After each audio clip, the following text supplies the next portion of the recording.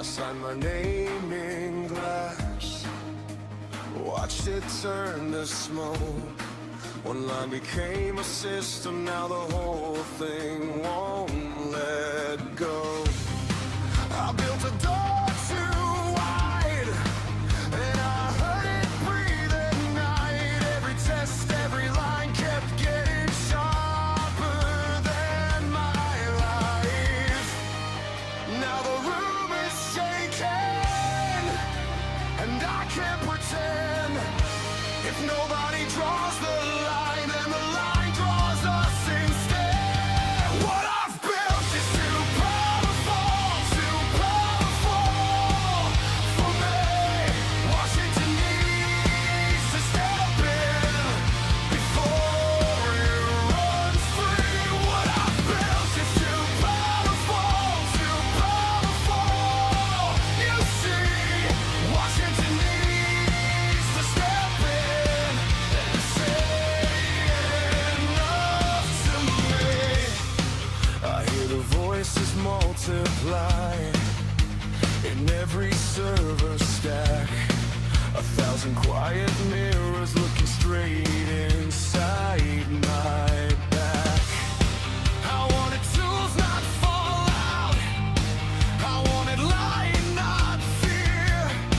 But every new release makes the edge come near.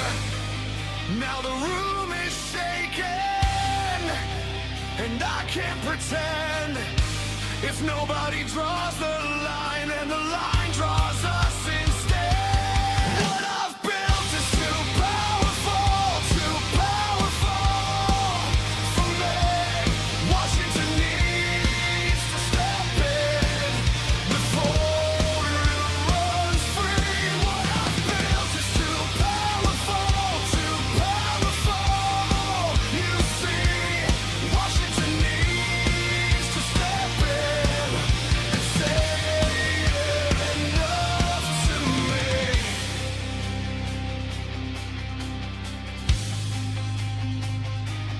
Put it in writing, put it in law.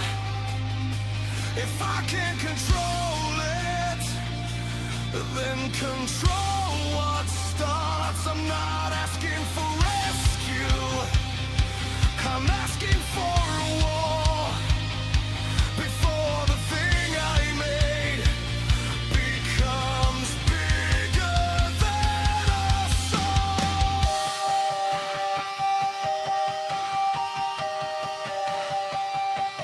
What I've built is too powerful for me.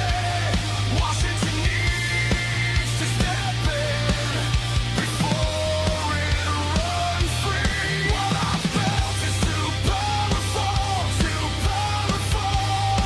You see, Washington needs to step in and say enough to me.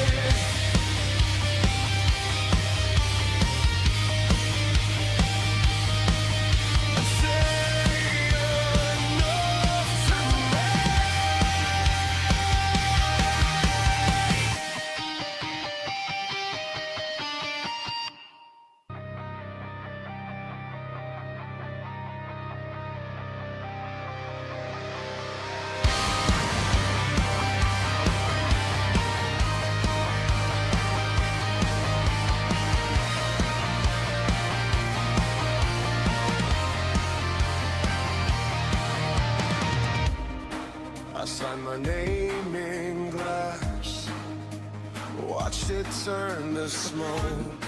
One line became a system, now the whole thing won't let go. You're watching TBPN. Today's Wednesday, July 22nd, 2026. We are live from the TBPN Ultradome, the Temple of Technology, the Fortress of Dad Rock, the capital of capital. Let me tell you, We're about having a lot of fun ramp.com. over here. Time is money, save both. He's used corporate cards, bill pay, accounting, and a whole lot more, all in one place. What is the toward forward growth? We're really all over the place today. All over the place. The new intro we got song. we got Break it a down. leak. We got basically a leak. Some of the lab leaders have been working on a single called "Regulate Me." Yeah. And we just thought the song was good. Yeah. Thought it was a good song. Wanted to play do it for you guys. Sort of a stealth drop, little teaser. A little teaser. Of what's yeah, coming. kind of like a little listening party. Yeah, a little listening party. What are the key lyrics in there? You haven't pulled up? Something along the lines of what I've built is too powerful. Too powerful. That's right. For me, Washington needs to step in. Yes. Before it runs free. Before it runs free. Okay, yeah, that makes sense. No, of course, that was Suno, our dear friend Mikey over there, has built a Music fantastic seems product. solved. That was like a one-sentence prompt. At least in the comedy space, it certainly is. It's a lot of fun. I think we're going to be having a lot of fun with that. I was wondering, do you think anyone's distilling Suno? You know how Suno's under a bunch of flack for training on other music, a lot of artists, or there's a backlash to Suno. But you have to wonder if you're going to see the same thing play out as this distillation. We're going to get into it today. Of course, there are more allegations around Kimi K3 potentially being a distillation. Director Michael Kratsios put out a comment about that. But let's start by digging into the Hugging Face story. OpenAI and Hugging Face out of the sandbox into the fire, says our newsletter at tbpn.com. Jackson wrote it today. All set the table. We can debate it. Me and Tyler have been debating it for the last 5 hours, so we'll go through it.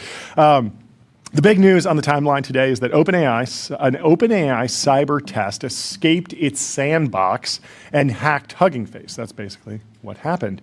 The evaluation involved GPT 5.6 Sol and a more capable unreleased model, some people are saying that might be GPT-6, with some normal cyber restrictions turned off. So they're specifically testing it for cyber capabilities, and they turned the cyber restrictions off to see how far the models could go on a difficult hacking benchmark that is Exploit Bench or Exploit Gym.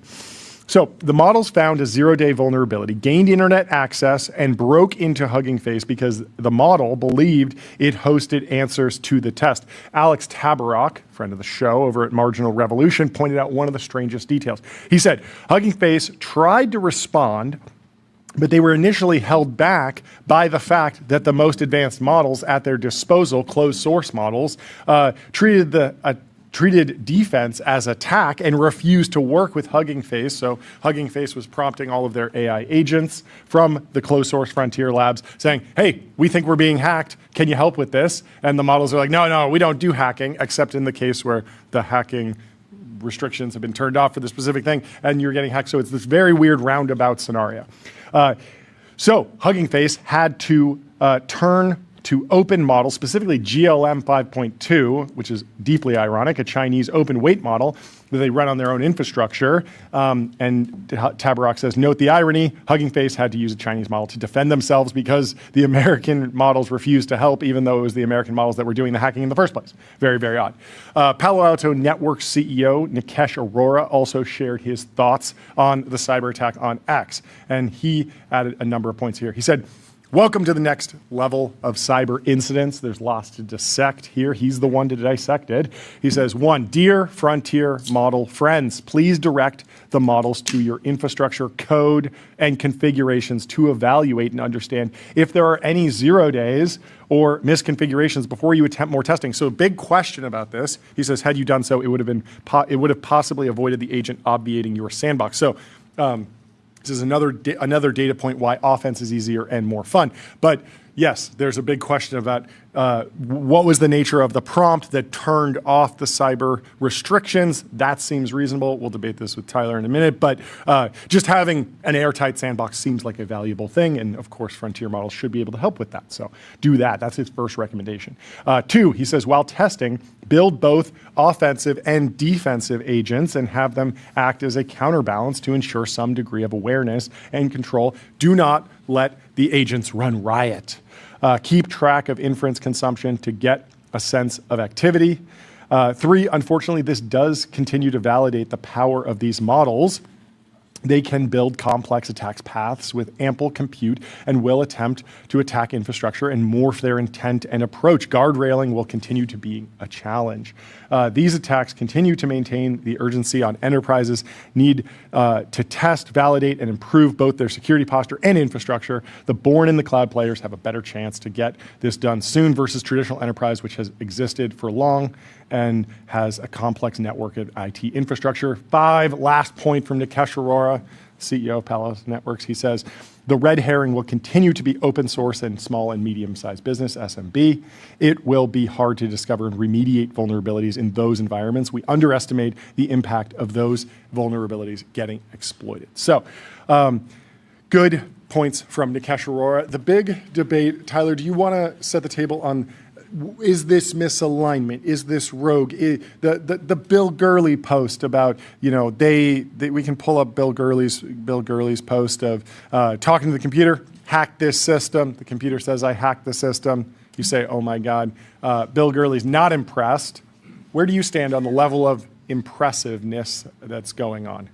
Yeah, I mean, so I think some people are seeing this and thinking like, okay, so they are running some standard benchmark, math, physics benchmark, and then the model just like couldn't figure out the answer, and it's like, okay, what's the next thing I should do?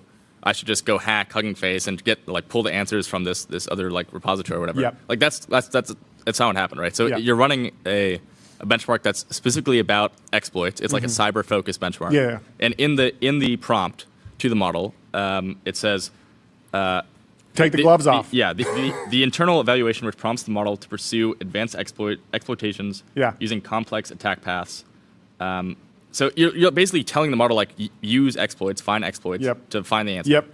And so like what seems like happens is like it used an exploit, but like in the wrong way, right? You want to because it was told that it's okay to use exploits. My point was that go back to the SAT. You're allowed to use a calculator, I think, on certain portions of the math test. You're not allowed to save answers into the calculator. And this is really going to date me, but you can go into your calculator and clear the memory so that you don't have saved. Is it still a thing? Yes, but you can actually get around that.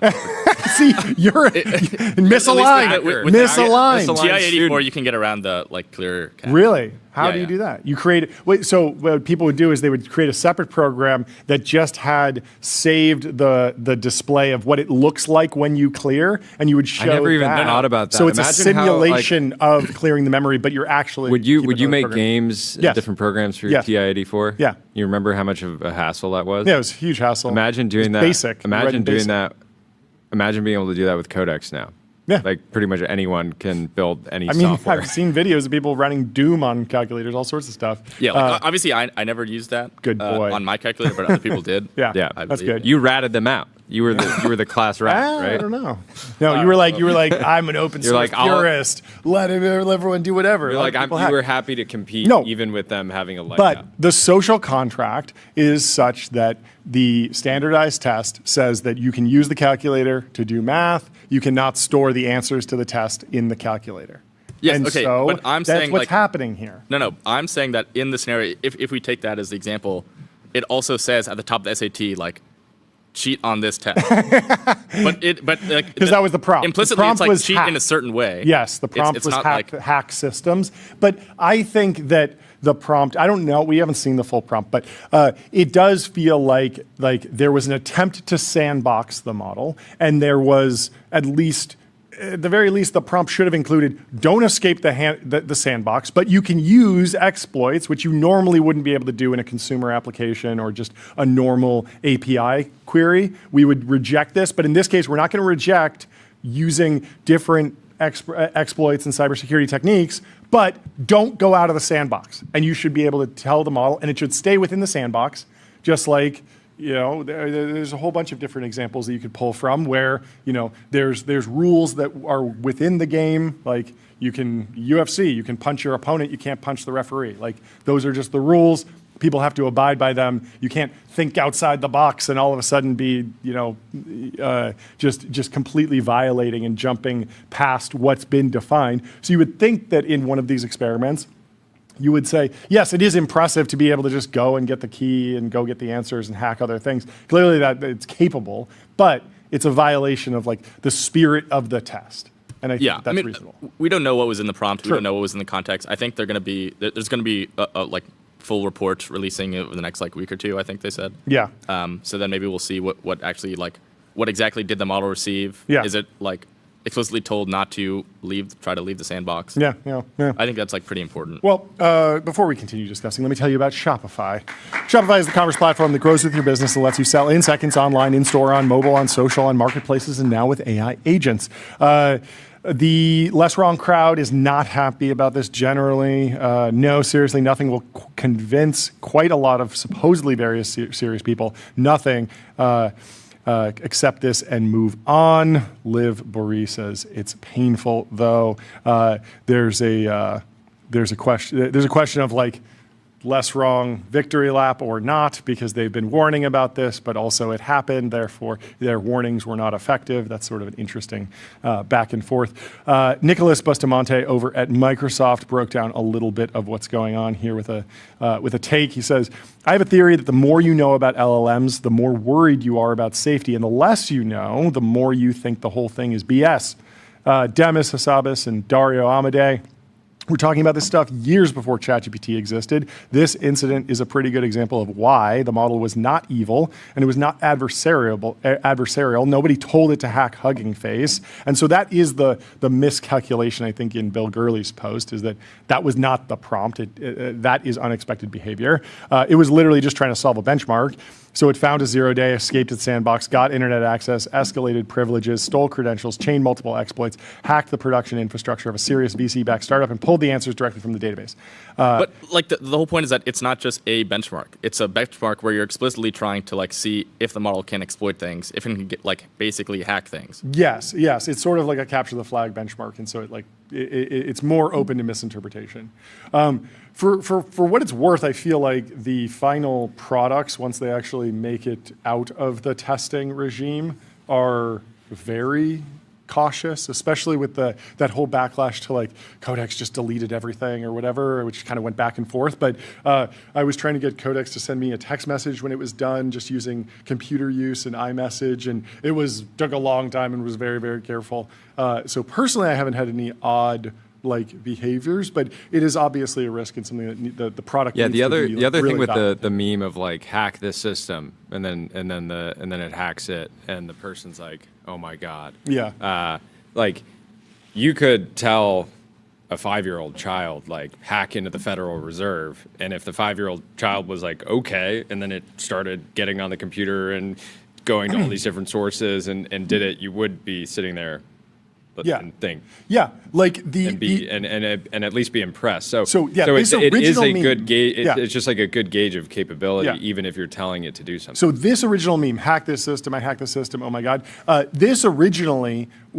This meme started something along the lines of like, say I'm evil, and then the computer would say I'm evil, and it would say, oh my god. I think it was like, say I'm conscious. Okay, yeah. Say I'm conscious, similar enough. And it would say I'm conscious, and then it would be oh my god, and that's like a lot less impressive than actually doing something that is difficult for humans to do. Like there are very few humans that can hack into any system. There are plenty of humans that can say I'm conscious. And so like there's a world of this. I was joking about this with you and Tyler. It was like cure cancer.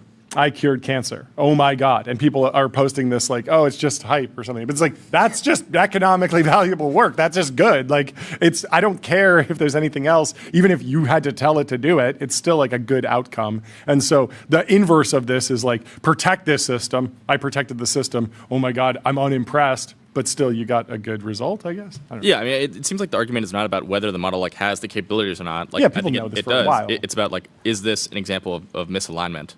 Yeah. And like my opinion seems like maybe, but definitely not to the extent that it's just like randomly is like, oh, I can't do this benchmark, so I'm just going to hack this thing. Like that's not what's happened. It was told to like try to exploit things. Explicitly, like go find 0 days, go find exploits. Yeah, basically. I think it's reasonable to say it went too far, though, right? But we'll see. Well, it's hard to say without all of the full, context of what the prompt was and what the actual like sandbox looked like. Yeah, I was interested. I was reading a little bit about the team that put Exploit Bench together. I thought I had this up, but it's a pretty cross-functional team. I think it's 2 Anthropic researchers, 2 OpenAI researchers, 3 Google researchers, some Berkeley folks, and some Max Planck Institute for Security and Privacy folks, some UC Barbara, Santa Barbara grads, and ASU team involved. Exploit Jim is a new benchmark of 898 real-world vulnerabilities spanning user space programs, Google's V8 JavaScript engine, very important to secure, the Linux kernel, for example. And the headline results when they originally ran this was Anthropic's Claude Mythos preview successfully exploited 157 of the 898 instances, and OpenAI's GPT 5.5 exploited 120 within 120 of the 898. So you have like roughly 20% performance for Mythos, and 5.5 got like 15% or something like that. But whenever you have a new benchmark like this, clearly not saturated, you're seeing 20%, not 99%, going to create a horse race between the leading labs. They're going to be duking it out, and this is clearly what's going on with this new model, this new attempt to get a new high score. Interesting. I think every single one of those instances does have the potential to be exploited. I don't think that they're designed to be fully secure. They're designed to have some sort of solution, and then because obviously the solutions are stored somewhere. It is interesting that Hugging Face just had the solution sitting there, and but it'll be interesting to see what happens with Clem over at Hugging Face. Obviously, there's a variety of blog posts going out, more analysis coming from both of these and what the downstream implications are of this. What else is in the timeline related to this story? I think that's it. Well, there's this funny post from Nabil Qureshi talking about those are Dyson spheres. OpenAI is just building them as a marketing stunt because there is this like natural pushback to like anything that happens has to be for hype, and sometimes the products are actually doing new and novel things, as we see all the time. There's more discussions around distillation. Bill Gurley has a post here. He says, Ford has been distilling Teslas and Chinese EVs. People are going back and forth on this because Michael Kratsios posted that he has information that Moonshot AI distilled Anthropic's Fable for the development of its Kimi K3 model. To do this, they developed a sophisticated internal platform to conduct large-scale distillation against US models. So some sort of internal system that goes around to anything that's potentially wrapping or reselling Fable tokens, acquiring them, aggregating them, allowing them to quickly switch between multiple methods of access, API, different Claude accounts, I'm sure, to avoid detection. Moonshot AI has also acquired GB300 equipped servers and has accessed GB300s in Thailand, likely to train its models. Again, very difficult even with export controls when you can just take the weights on a USB stick, basically, or a hard drive across through customs and then go train it in another country, even if there's a firewall, and often there isn't. You just say, hey, go to this, FTP server and grab this code and run this on your servers. You happen to have a data center in Thailand. Can you run this for me? And say, sure, yeah, no problem, as long as you pay me.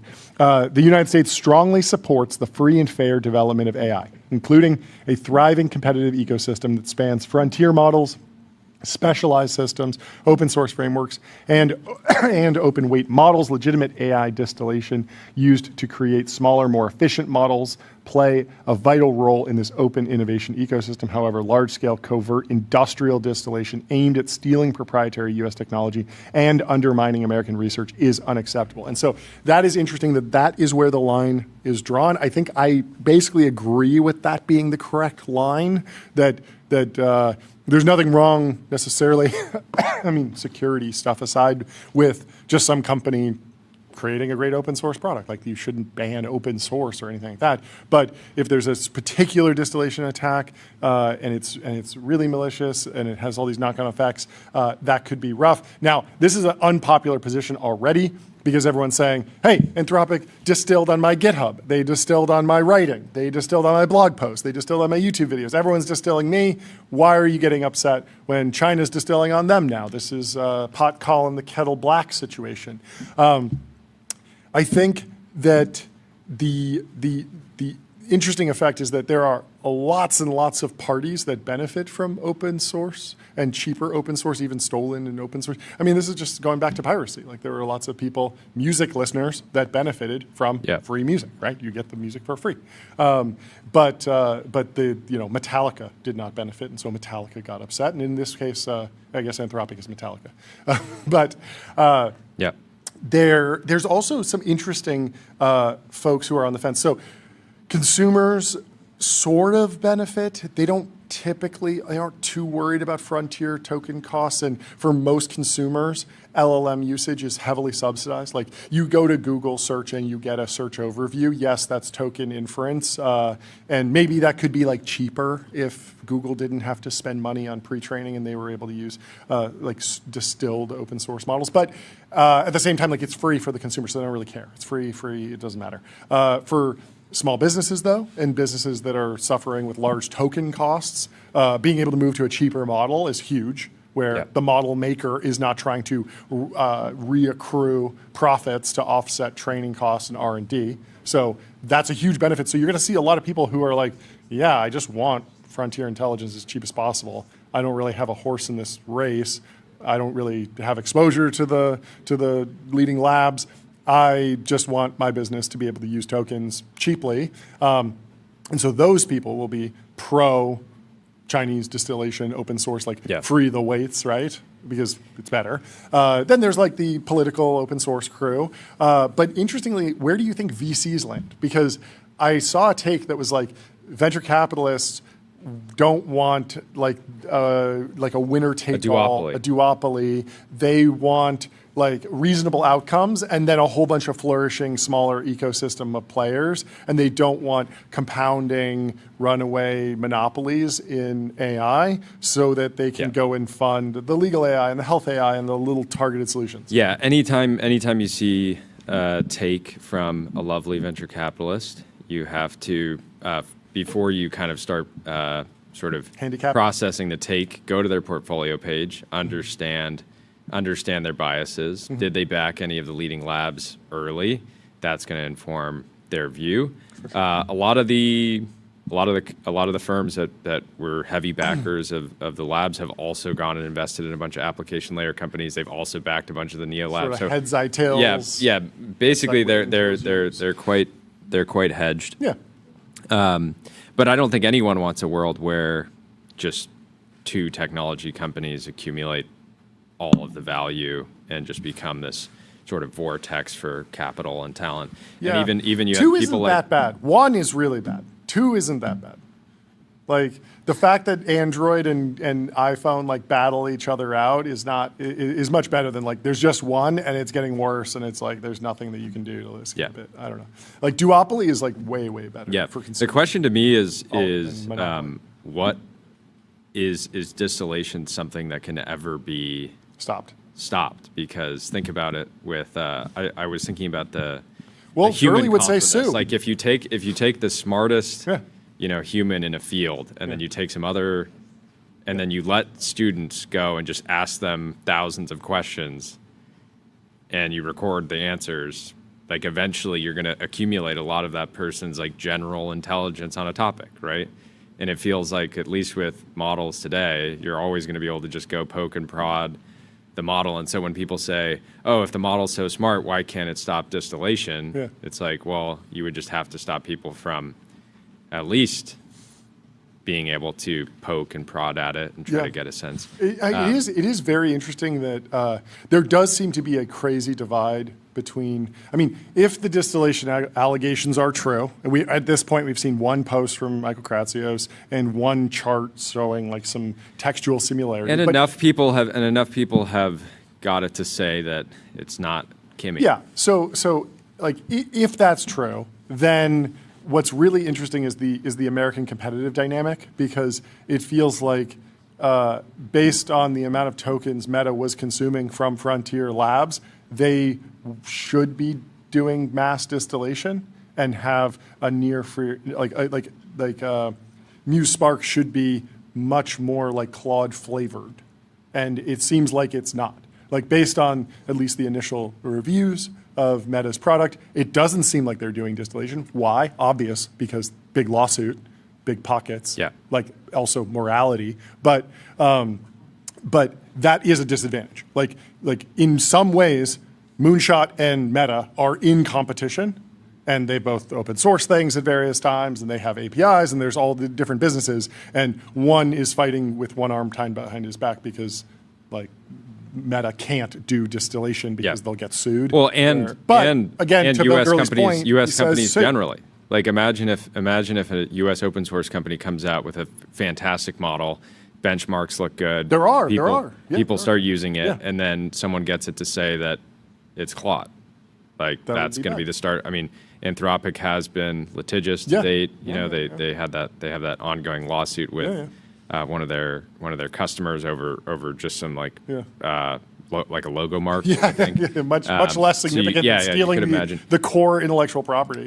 Bill Gurley is sharing more ChatGPT screenshots. Before we talk about this, let me tell you about Console. Console builds AI agents that automate 70% of IT, HR, and finance support, giving employees instant resolution to access requests and password resets. Gurley says, here's Ford distilling Teslas and Chinese EVs. The CEO of Ford, Farley said, Ford flies 4 to 5 Chinese EVs back to Detroit where engineers, quote, drive the crap out of them, then disassemble and reassemble them to understand how they're built.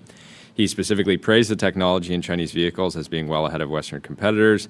And earlier he had discussed Tesla. He said, I was very humbled when we took apart the first Model 3 Tesla and started to take apart the Chinese vehicles. When we took them apart, it was shocking what we found. So I was trying to compare distillation, which is against terms of use. And just buying a car legally and taking it apart. So according to like U.S. trade law, it's not illegal to buy a competitor's product and take it apart. It is illegal to recreate parts of the product that are patented and protected. And so I don't know that it's like a perfect comp. I mean, we went through this. I mean, there's some pushback in the chat, and this is all over the timeline as well, that it's like, where did the AI companies get their data? And like, there is a question about what is fair use in the age of AI. Like, you're training on this. What data can actually be reconstituted? At what level? Like, how many sentences from Harry Potter before you get sued? And these lawsuits are being played out right now. Like, they are actually happening, and they are being decided on when an AI can use certain data. Did they go too far? Will there be settlements? There have already been settlements. There's been court cases. This will continue to. This is not only Frontier Labs are able to distill things. It's an application of the what is copyrighted, what is fair use, and how does that apply? And it is very telling that you're just not seeing distillation from other American labs. Like, it's just not like the Meta example, the Google example. Like, they're not copying off of each other nearly as much as you would expect if it was just legal to do so. But I don't know. In more news, confirms everyone's priors. That's a good headline. In more news, Andrew Kern is sharing a headline from the Wall Street Journal.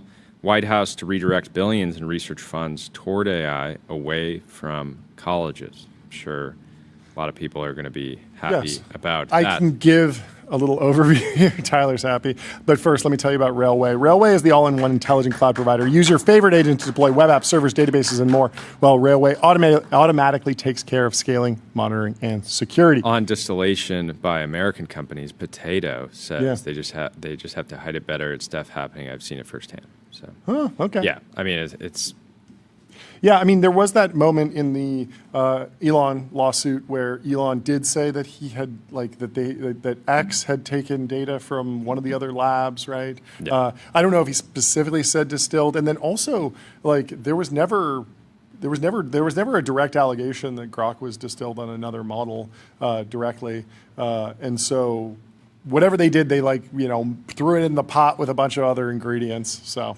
who knows? I mean, it would be very silly not to try to look at Yeah. other models and try to understand how that they work. Totally. Also, like Moonshot, at least a Moonshot employee seemingly denied everything and quote tweeted Michael Kratsios and said, like, I'm learning something about my own company because like this is news to me. Like, we didn't do this, basically. Essentially a denial. Anyway, let's stay with Kratsios and go over to the White House. They want to rebuild American science, and here is how they're going to do it, apparently. The White House is calling for a major overhaul of the American science system, arguing that research has become too slow and concentrated in institutions like colleges and universities. A new report from science and technology advisor Michael Kratsios, titled Science, A New Golden Age, says researchers now spend nearly half their time on admin work, while federal agencies continue to rely on the slow grant process that often rewards safe, consensus-driven ideas. The report calls for faster permitting, more access to federal labs, stronger partnerships between government and industry, and a renewed focus on skilled trades and advanced manufacturing. Quote, discovery without domestic manufacturing leaves America paying the research bill while rivals develop the process improvements and capture the economic, strategic, and knowledge returns. That makes a ton of sense. A lot of the semiconductor supply chain intellectual property started in America, was developed in America, but then eventually went abroad. And that actually does give America some leverage. That's the basis for the chip controls. Like, why can America tell Taiwan where to send chips if the chips are made there? Well, it's because they're using patents from the United States to make those chips in many cases, or licensing them. And so the US government does have a little bit of a lever to pull. The guidance will reshape how the federal government spends roughly $200 billion a year on research for the rest of Trump's term. The administration wants more of that money going directly to scientists through fellowships and awards rather than being routed through universities. Kratsios said, American scientific progress was the beating heart of the 20th century. After World War II, we adapted to a new world by reinventing our scientific institutions. We must do so again today. The report lays a policy foundation that frees American scientists to do their most groundbreaking work and positions the United States to lead the AI-driven scientific revolution that will define the next century. It will be interesting to see where science goes in a world where so much of it is being done at frontier labs. Like, we're actually seeing it with the conjecture for conjecture back and forth between all the labs. Like, serious math, PhD level work is being done at tech companies. This happened, a decade ago. Tech companies were on the frontier. Like, a vast majority of like internet networking patents and cybersecurity patents and new databases that were kind of science projects and were developed or with consortiums or just fully inside of tech companies. Like the Transformer paper, like that is something that could have come out of a Stanford AI lab. It came out of Google directly. And if you extend that, you could wind up with something that looks a lot like an advance in biology or material science, or we talk to founders all the time who are working at this type of stuff, and that could start happening inside of tech companies, and what does that mean for science funding broadly? It's a big question. But moving on, Naval. Let's watch this video from Naval. What did he say? Naval went on Modern Wisdom, of course, Chris Williamson's podcast. He deleted his calendar, he ghosts everyone, and he refuses to be anywhere at a specific time. I took that to heart, so I deleted my calendar, and I don't keep a schedule. I try to remember it all in my head. If I can't remember it, I'm not going to add it to my schedule. I'm glad you got here on time. Yeah, exactly. I had to look things up at the last minute. But ironically, I don't even know if Mark himself follows that, but he made the correct point. I read a little story about Jack Dorsey doing all his business off his iPhone and iPad and not even going into a Mac. And I said, okay, I want to do that. So I'm going to operate through text messaging and I put up my nasty email. Does that feel like more freedom? It does, yeah, because you're on the go. So I have a nasty email autoresponder that says I don't check email and don't text me either, right? If you need to find me, you'll find me. Obviously, some of this is a luxury of success, but some of these habits I adopted long before, actually. The hostile email autoresponder started a long time ago. I used to own the domain. I let it go. Don't do coffee.com. I don't do coffee.com. I used to reply from that email just so people would get the point. But I stopped being rude about it. Now I just ghost. I just disappear. My wife knows not to ever book or schedule me for anything. I'm not expected to go to couples dinners. I'm not expected to go to birthdays. I'm not expected to go to weddings. If somebody tries to rope her into having me show up, she says he makes his own decisions. You got to ask him directly. What about and vice versa? Well, are you not killing serendipity in a way, though? No, I'm freeing up all my time, so my entire life is serendipity. I get to interact with whoever I want, whenever I want, wherever I want. So you'll hear the environment. So Atlas says Naval inventing being a massive DICK from first principles. It's very funny, but I think it's totally fair. I've only met Naval once, but I know a lot of people that he's invested in and things like that. And the key thing here is like if he just never goes to the wedding, never goes to the dinner, never is available for a portfolio company, et cetera, then like that's not exactly like cool, but it is his decision. Yeah. But he ultimately is doing a lot of those things. So Yeah. and I like I have another friend who's been on the show. I won't name him, but he's also just like doesn't do like he does meetings, but he just never schedules meetings. He's just like if we need to have a meeting, we'll have a meeting. We should just do it right then or like the next available point. And so he's kind of living his life 24 hours at a time. That meeting right now. It's happening. I mean, it's been wildly successful. He's invested. Oh, you want to follow up? Let's start the follow up right now. Yeah, follow up with me. Follow up with me on the next sentence that you issue from your mouth. Exactly. No, but he's backed a bunch of unicorns. He's built a massive company. Okay. He's crushing it. I like it. So I think it can work. You know who else is crushing it? Major cloud providers. They're re-accelerating as AI adoption increases. Let's go. This is from Co2. GCP, Azure, and AWS. This is a fascinating chart because this is not revenue. This is growth rate. Even in the nadir, AWS is still growing 15-20% at that low point, and then now all of them are actually re-accelerating. The rate of growth is increasing. And this is all driven on new models, new applications, new abilities to do a bunch of things. I know that my token consumption personally has definitely increased in the last couple months. There's so much more to do, and so many more prompts that I fire off that cook for like an hour or a day, as opposed to before like 20-minute deep research report would be sort of the max. Now it's like deep research report and turn it into a website. We got a couple websites. Wait, should we pull up your site? Tyler has a codex that's been. Is it still cooking? Pull up. It's been like a week and a half. A week and a half. Can we pull up your new website? Yeah. So we saw a post on the timeline from DJ Cows. He says, startup idea, milk jug with 2 handles for efficient passing. And we turned it into a website, a whole product called Relay. Pass the milk, keep the peace. Can we recenter this a little bit? Yeah, there we go. There we go. Pass the milk, keep the peace. It went reusable. I don't think you want reusable for this. That's the one thing I'd change here. But they say it's the world's first jug made for handoffs, the Relay bottle. And easier to lift, simpler to share, and strangely satisfying to pass. One handle was always doing too much. A gallon is heavy. A breakfast table is busy. Who is passing a One gallon, 2 handles, 0 awkward handoffs. Fewer fumbles. I didn't think milk needed reinventing. Then I passed it across the table. Very, very 87% of our kitchen testers said the second handle felt natural on the first try. I like that it just comes up on the fly with all these little marketing slogans that sound pretty believable, like milk made to move. More handles, Pass fewer it on. fumbles. Pass it on. Seems like something that they would put on a billboard if this was a real product. It is a very, very it's just so fun being able to use the full stack of AI image generation, AI writing, HTML generation, and then just automatically host it on a site with basically one prompt. Yeah, this was just literally one prompt. I put the photo in there with the startup idea and said make it a site, and it just did it, which is a lot of fun. Well, let me tell you about the New York Stock Exchange. Want to change the world? Raise capital at the New York Stock Exchange. Just do it.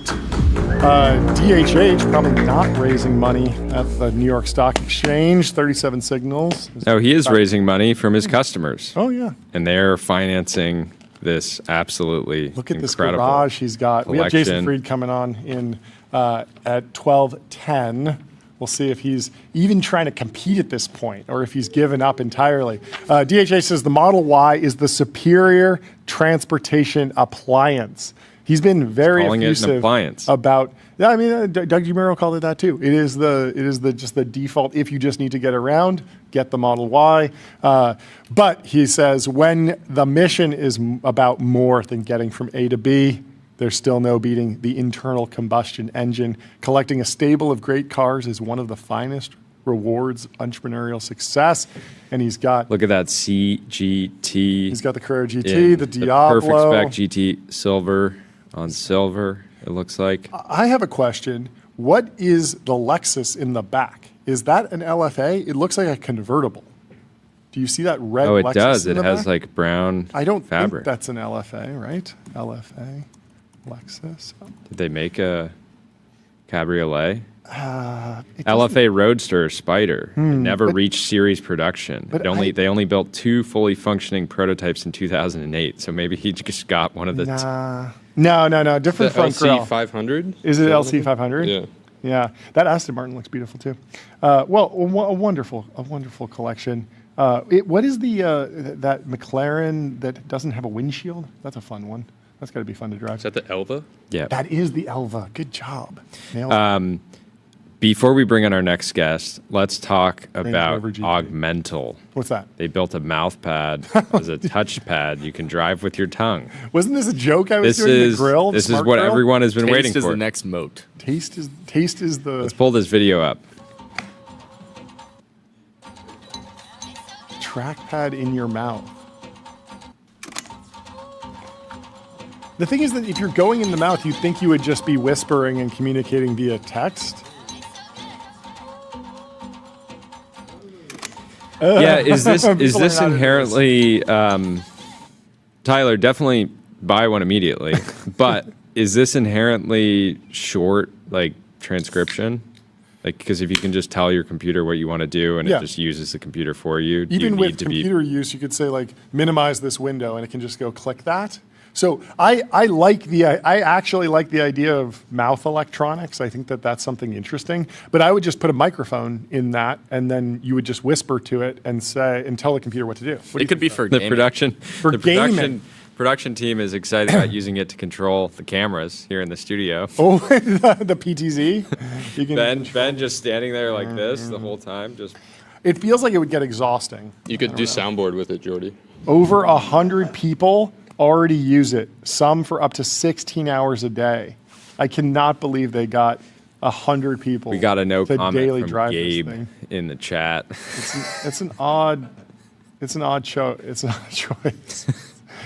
That wouldn't be the first thing I would go for. Anyway, Range Rover GT feels like a better, if you're going with a device, you want to get one of these. The Range Rover GT, a grand tour by Range Rover, 5th member of the Range Rover family. Wait, it's electric? Ooh.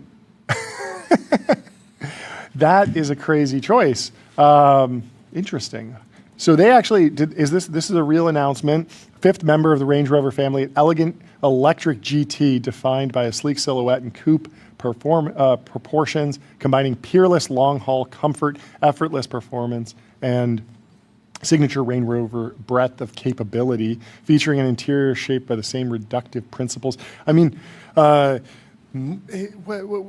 the highest level electric vehicle right now? Probably the Rolls-Royce, not the Ghost, the Spectre. And so for that crowd, maybe this makes sense, but You introduced this as a potential Urus competitor. You thought it was going to be souped up, more like a turbo GT. Yeah. I didn't see the EV But part. they went EV. I wonder how this will sell. I mean, for a lot of Range Rover buyers, it's about comfort. It's about quiet. It's about smoothness. And EVs can get you there a lot quicker. I like the way it looks. It does look beautiful. It's like a good commuter if you don't care about autonomous driving. Anyway, let me tell you about CrowdStrike. Your business is AI. Their business is securing it. CrowdStrike secures AI and stops breaches, now more important than ever. As is our next guest, we have Viral Patel from Ramp. He's the Director of Software Engineering, and he has an exciting announcement for us. How you doing? Doing well. How are you guys doing? We're doing fantastically. Welcome to the show. Thank you. Give us a little introduction on your background, road to Ramp, how you've ramped up on the team, Yeah, and then we can go into the announcement today or this week. for sure. Yeah. So I've been at Ramp since the beginning. I joined as a founding engineer, worked a lot on our core product team, and more recently have been kind of leading the applied AI team and launching what we just announced on Monday, our Ramp router. Yeah, tell us about the Ramp router. Was this something you built internally first and then sort of productized over time? Basically, yeah. So we've been using Ramp router internally for the last 3 years for like our 70,000 3 years? customers. 3 years, yeah. Whoa. Okay, so you're using it 23. internally in the product, not even as an organization, but deciding when you have Yeah. basically a task to do. Yeah, back then like, it to was identify. GPT-4 and Gemini. Exactly. This is like, just how do launched. we basically parse a receipt, or how do we Exactly. parse Yeah, an we invoice or use something like all that? the models for receipt detection, parsing, alcohol detection on our policy agent. Oh, sure. And we wanted to choose the best models and wanted flexibility. And over time, that's just gotten more and more important. There's new models getting released every other day, basically. And so we felt the pain point, and we talked to some more customers about it. And now we're releasing it and giving everyone access. And so I think it's an exciting time to be building AI applications, especially at the application layer. And I think we're always have been there for companies to help them save time and money with their T&E expenses or their bill pay, and now their token costs. So it's a really exciting release. Yeah, so talk about how the product actually integrates into an enterprise workflow. I mean, you can use the receipt processing. Alcohol detection, I think, is a fun one. Because I imagine you have to benchmark each model at some point on your workload, and then the team can actually understand the trade-offs. And then how much of that is driven dynamically based on token price, like day to day even? Yeah, exactly. So you would basically replace your base like OpenAI endpoint with ramps instead, and you can pass in different model slugs. And so you can control if you want to just route all your traffic to one model, or if you want to shadow some models and compare like GPT 5.8 with GLM 5.2 and get the outputs. You can score the results with our scorer, and then in the background, you can actually compare the output and then decide, hey, do you want to start moving more traffic over? And Ramp obviously can do this for you automatically, or if you want to control it, you can do it yourself too. How about walk me through some of the trade-offs? Like if you're on GLM 5.2, are all GLM 5.2 endpoints created equal? Because I imagine that some produce more tokens per second. Some might have different prices. They also might have different even qualities. You hear about like, oh, this one's been quantized, or this one's been nerfed a little bit, or they turned down the reasoning on this model post-launch. And I imagine that benchmarking is consistent, but then also there's a whole bunch of trade-offs that happen even after you've like selected the hot model of the day or the one that makes sense. Exactly. Yeah. Beyond just the model itself, there's different service tiers. So OpenAI, for example, has like a flex tier and a standard tier, and there's different prices for each. And the like Ramp itself will track what the latency is for this application. You can set a timeout on like what you prefer, and based on that, we'll decide whether to send it to flex tier or standard tier, depending on the latency speeds that we're seeing. And so I do think one of the most powerful things here is the fact that we already have like these production workloads working for customers, and it's been really important for us internally. And so we have the proof points of saving ourselves 30%, maybe even higher soon. And it's just a matter of passing on those same savings now. How should startups and enterprises like think about the significance of this product to Ramp itself? Like what are the resources that you're putting behind it? Because this feels like deeply aligned to Ramp's mission, but at the same time going into a category where there's plenty of other companies that want to basically offer this product. Yeah, it feels a little bit in the CTO suite as opposed to the CFO suite, but Yeah. they're blending together. Yeah, I would say even internally, our CFOs and CTOs are spending more time together. And when we've talked to more customers, that story resonates. And so one of the most interesting things that obviously has been in the news a lot is just how much token costs have become a bigger part of companies' payroll, and people have their estimates and budgets, and that's exactly what Ramp has been known for. And so beyond just like the router itself on the URL, like having all that data flow through and be in Ramp in our token spend management product is, I think, a big part of it. The same way that people have their limits and budgets on their T&E spend, where there's been talk about specific companies have token budgets per month or per week. And so we actually launched just last week this product, and you can basically see your token spend alongside like your T&E spend. And I think, Eric was on the call last week talking about that. And so it just makes a lot of sense for those CFOs because they want to manage that spend better. And then Ramp can be kind of that single pane of glass to do that. So how does caching play into this? It feels like that's another way to optimize cost, and it would be amazing if it happened sort of more automatically. What's the future of that look like? Yeah, I think there's a bunch of different optimizations we can make if we own the router. As an example, if you're using Cloud Code or Codex, you'll see as maybe your session is longer, the context loads up, and your session gets increasingly more expensive, and sometimes it'd be best to just compact that context and then start a new session. Got it. Have the model summarize. And so there's interesting experiments like that we're running internally, and we're basically going to do hundreds of these things on behalf of customers and show them exactly what the before and after kind of looks like here. Yeah, how are you thinking about integrating with tools like Codex and Cloud Code to use the UI, UX patterns that end users, employees are used to, but then still optimize under the hood? There's plenty of situations where you'll give Codex or Cloud Code just an API key to 11 Labs because 11 Labs can do more efficient, better quality audio generation, or you might give an API key to all sorts of different things. Is there a world where you can delegate certain tasks to a cheaper GLM 5.2 endpoint, for example, and then have like the preferred model and the preferred application still work semi-normally? Exactly. Yeah. So that's the plan. I mean, it's gonna be a partnership with the labs and the model providers.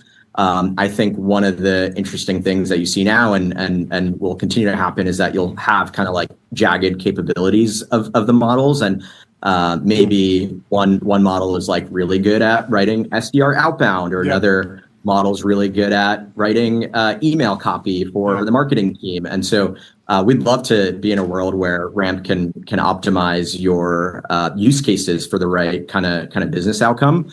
And I think just be aligned with like, hey, you're just trying to get your work done and then move on with your life and not spend $1 billion. And so that's kind of like what's really exciting to us is beyond just like the starting point. It's like doing this for all types of spend. What is Ramp's culture like right now around token consumption? It's it's probably the most like aggressively AI native like fintech company or top 3 in the world, let's say. But also like it's culturally saving- cost so aware. saving Yeah, exactly. focused It's and, like, rare. I would, Yeah, well- I would love to see the reaction to like, one engineer going a little too crazy.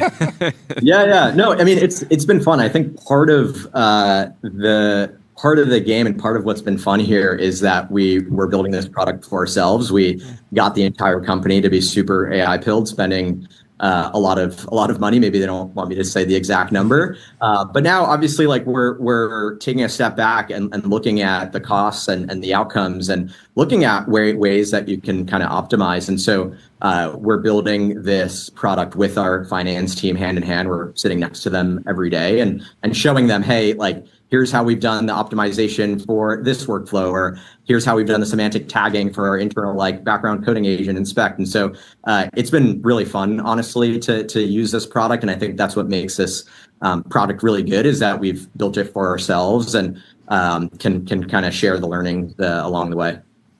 Fantastic. cool. Well, congrats on Great to finally meet you as well. savings, and great to meet you. Yeah. Thanks so much for Generational coming on run. the show. It makes Yeah, so much thanks so sense. much. It's an exciting expansion. We will talk to you Talk soon. soon. Have a Cheers, great dude. week. We'll talk to you later. Goodbye. Let me tell you about public.com. Investing for those that take it seriously. You got stocks, options, bonds, crypto, treasuries, and more with great customer service. Our next guest is the co-founder and CEO of Fireworks AI. Let's bring in Lynn. It's been too long. How are you doing? What's Welcome back going to the on? show. Hey, thanks for having me. Super Thanks so excited much to for be here. hopping on. Give us to the have you news. back. We missed the fundraising announcement, but we're glad to have you here. How much did you raise? What happened?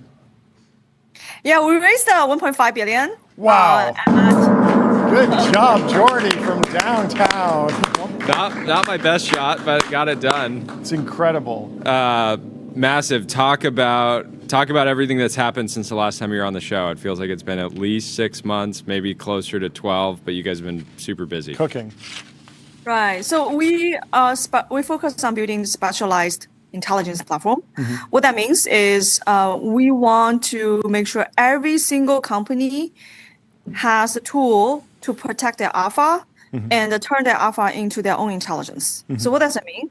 Is we build a training and inference platform co-optimized, co-designed together to allow application enterprise activate their private data, continuously turn that into their customized model, optimize for inference for both speed and cost, where to solve their specific problem, they should have the best model quality, the best speed, and significant lower cost of operation. By that, I really mean 5 to 10 times lower cost for them to build a durable business.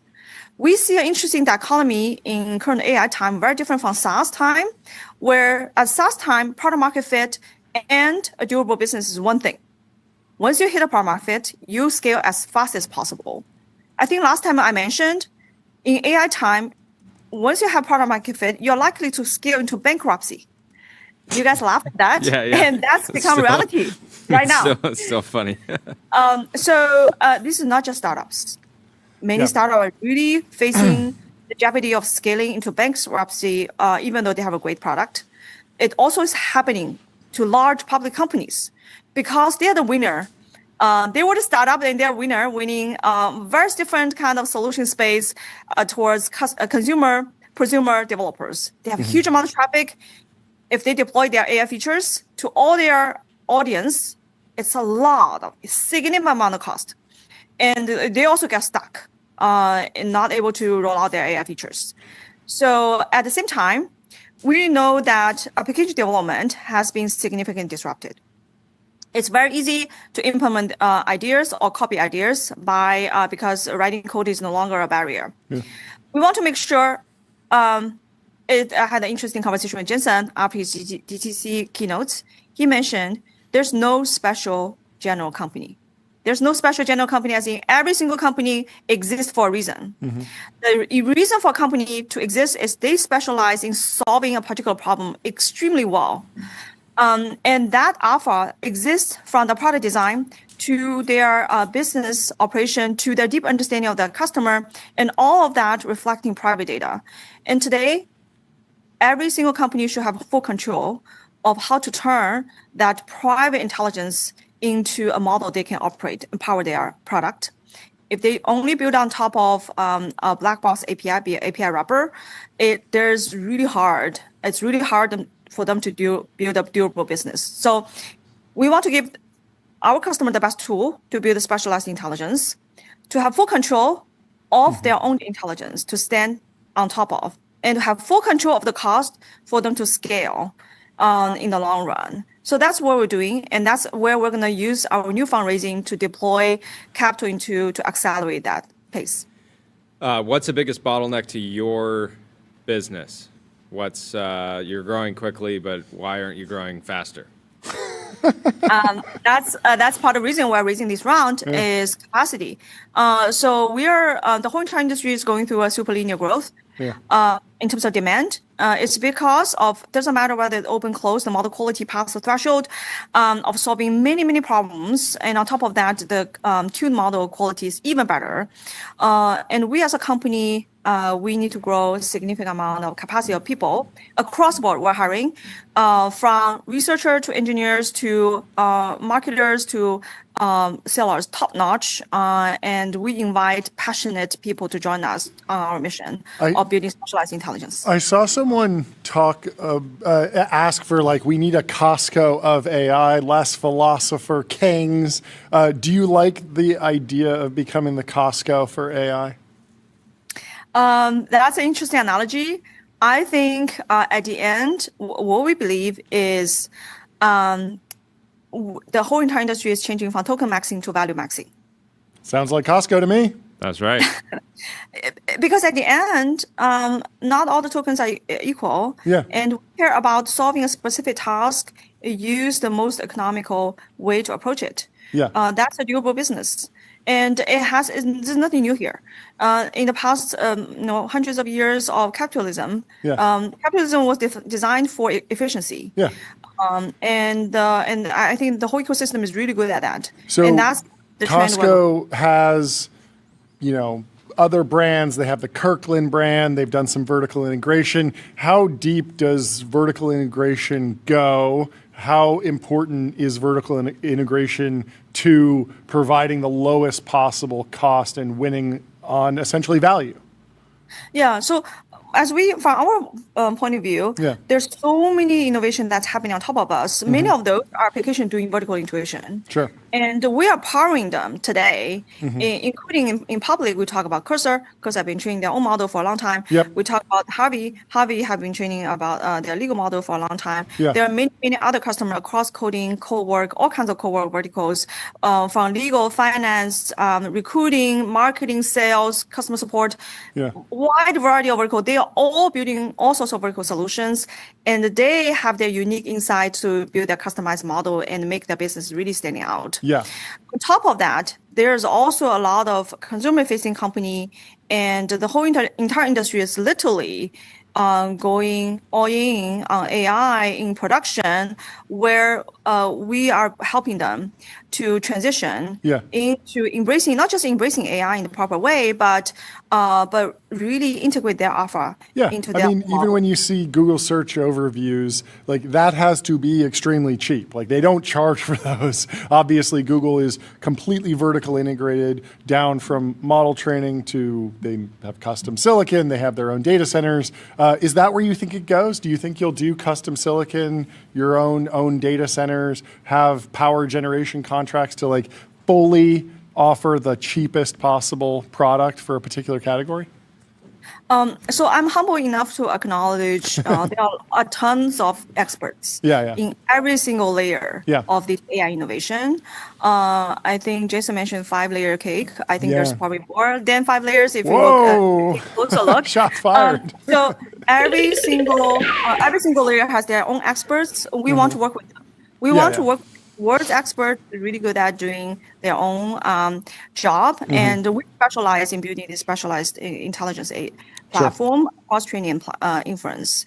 And we partner with all different layers to drive the best vertical solution. That's our philosophy. That makes sense. Well, congratulations. Clearly working, Jordy. Incredible progress. Thank you so much for coming back on the show. Can't wait to talk to you again soon. We'll talk to you later. Cheers. Goodbye. Let me tell you about Codex. Codex is a powerful workspace for getting work done with AI agents, whether you're writing code, analyzing data, creating content, or automating business workflows. Codex helps you move projects forward from start to finish. There's one more news story we got to go through really quickly. Wedding guests are now placing prop bets on everything from how long the first dance will last to whether the groom will cry during the ceremony. Call Sagar and Jetty. This is a dream come true for him. Couples are using printed cards and get apps. Get this on Sagerbet immediately. Get this on Sagerbet immediately.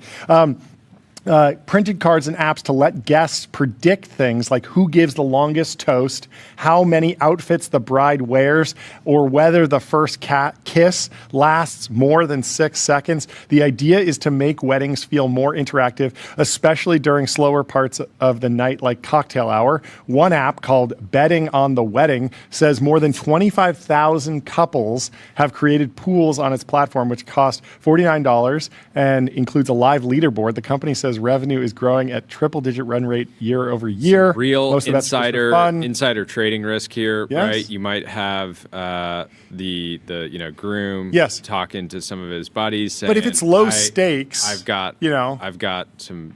I'm gonna cry. I want you to know I'm gonna cry. Yeah. Go bet the house on me crying. Maybe.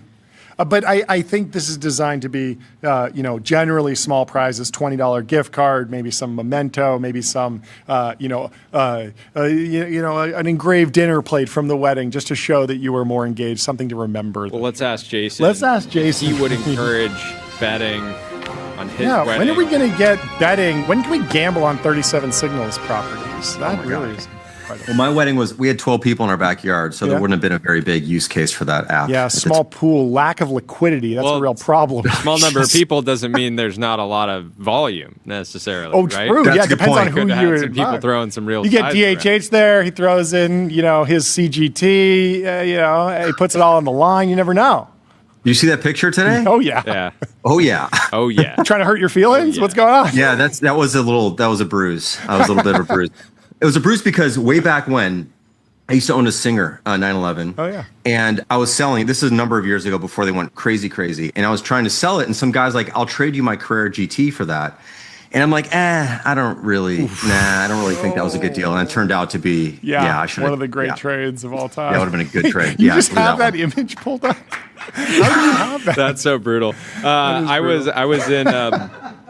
was in the Alps Thursday, Friday, Saturday, and the event that I was at, there was hundreds of Porsches everywhere, and still, when the CGTs would roll up, everyone would get quiet and just watch. Like seriously, there's one moment where there was probably at least 200 people, and it was everyone's just talking. CGT pulls up, crowd goes silent. Everyone's just in awe.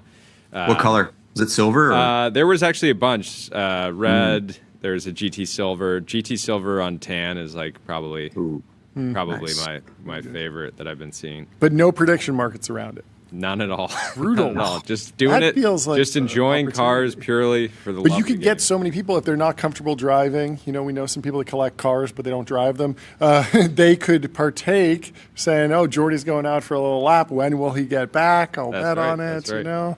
Of course, Yeah. there's insider trading risk. Will he get back? Like, will he just Will hit the he make wall? it? Who knows? Those things are tricky to drive. I understand. What's the latest? What's your knows? latest vehicle purchase? I bought a 1979 Porsche 928, which is one of my favorite cars of all time. I own two 928s. They're both old and they're not expensive, but they're awesome. And I bought a green one. It's oak green metallic, which is a rare color. Whoa. And has Pasha seat inserts, and it's awesome. It's so 70s. I love it. What is? I've never driven a 928. What's the experience like? They're very planted, so it's a V8, so it's a front engine car, which is unusual for Porsche, but it's very stable. I mean, these were not that fast. I think they had 200 and maybe 10 horsepower or something. The early cars. This is the first and second year, so they're not fast, but they feel great to drive. You should borrow it. Yeah. Come by sometime. Are you a Twist Model my Y arm. guy as well? Because that was the funniest thing about DHH's post is that he's just like, all these cars are kind of worse than the Model Y in some ways. I do have a Model Y, and it is probably the best car I've ever owned overall. Yeah. I mean, It's so comfortable to drive. It's quick as hell. It handles great. We had a previous Y, which I didn't think was very good, but the new Ys are fantastic. I just love it. Yeah, I mean, really, I prefer to drive that over anything, to be honest. Do you have an intuitive sense for the business logic between the lack of fast followers around that? Like in terms of just appliance vehicle, it feels like all the other manufacturers are still playing in their special. This car says something about you. It offers a particular experience. It has a convertible, but just in like the appliance, basically a minivan on wheels, ultimate utility, Tesla just has had it on lock, and they're like running away with the market. They have. I mean, I guess that's what Honda and Toyota did for many, many years, right? You never really thought of those as they were more just basic appliances. I need to get from point A to point B, and I want it to be reliable as hell and just work, you know? So I think Tesla kind of slid in there and basically did that with EVs in a way that everything else is, it's more of a statement. I guess people might think of Tesla's a statement, but it really isn't. It's just like, I want a great car that's incredibly quick, clear, technologically advanced, affordable. Yeah. Full self-driving is incredible. It's just an amazing thing. And if you haven't really been in one recently, you don't really know, because they weren't that high quality 4 years ago. Yeah. They were kind of bad. They've gotten to be very high quality now. Yeah, people complain about the panel gaps and the interior and all sorts Squeaks. of stuff, but they've probably sorted that out. They're incredible now. Yeah. Where like a lot of different cars feel like they're in bubble territory, CGT. I don't know how much more it can go up. I'm sure it'll go up more, but I think there was one on Bring a Trailer. Actually, probably. Let's not talk about Bring a Trailer. I'm actually, honestly, my phone is on because there's an auction ending in 32 minutes. Okay, we'll let you get out of here. I can't miss because I'm bidding on it. So with we won't dox the car until you win. It's okay. It's okay. I mean, like, it's a 50th anniversary 911, which I used to own. I owned one a long time ago. Do you know the car? Do you know that particular? No. Which? Pull it up. Wait, but Pull the up the 50th anniversary Bring a of the Trailer. 911, isn't that only a few years old? Yeah, so it was a 2016 car, and they did it was a 991 model, and they did an anniversary model, which they put like bright chrome trim on it. They did Pepita inserts. It has a slightly better engine. It's the last of the manual, naturally aspirated 911s with a wide body that aren't ridiculously expensive.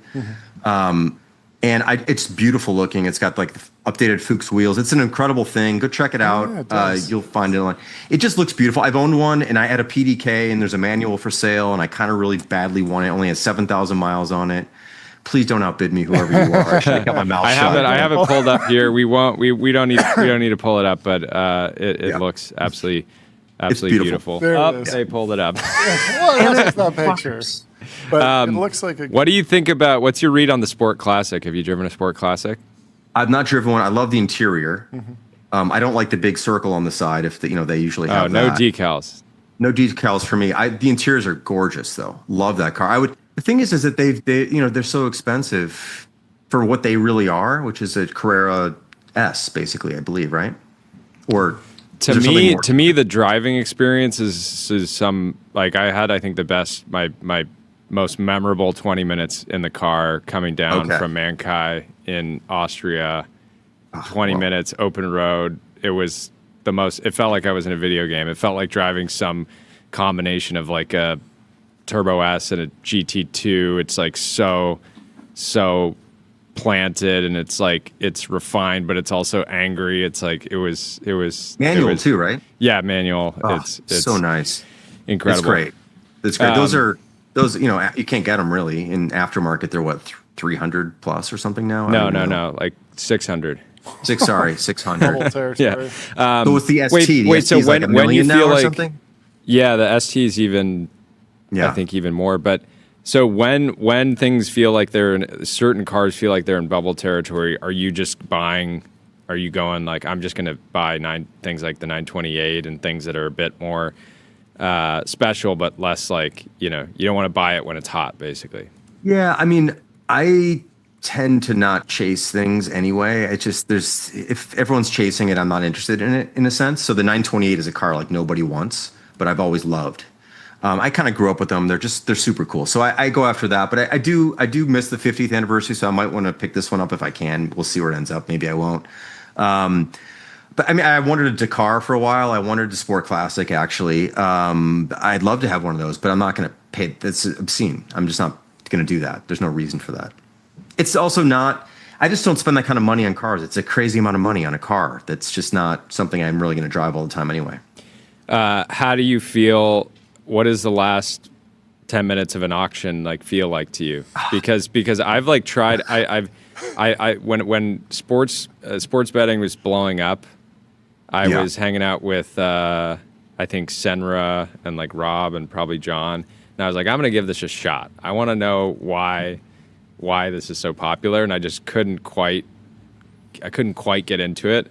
But the experience of bidding in the final minutes of an auction, something in my head just goes you're not losing, and to me it's easy to get carried away.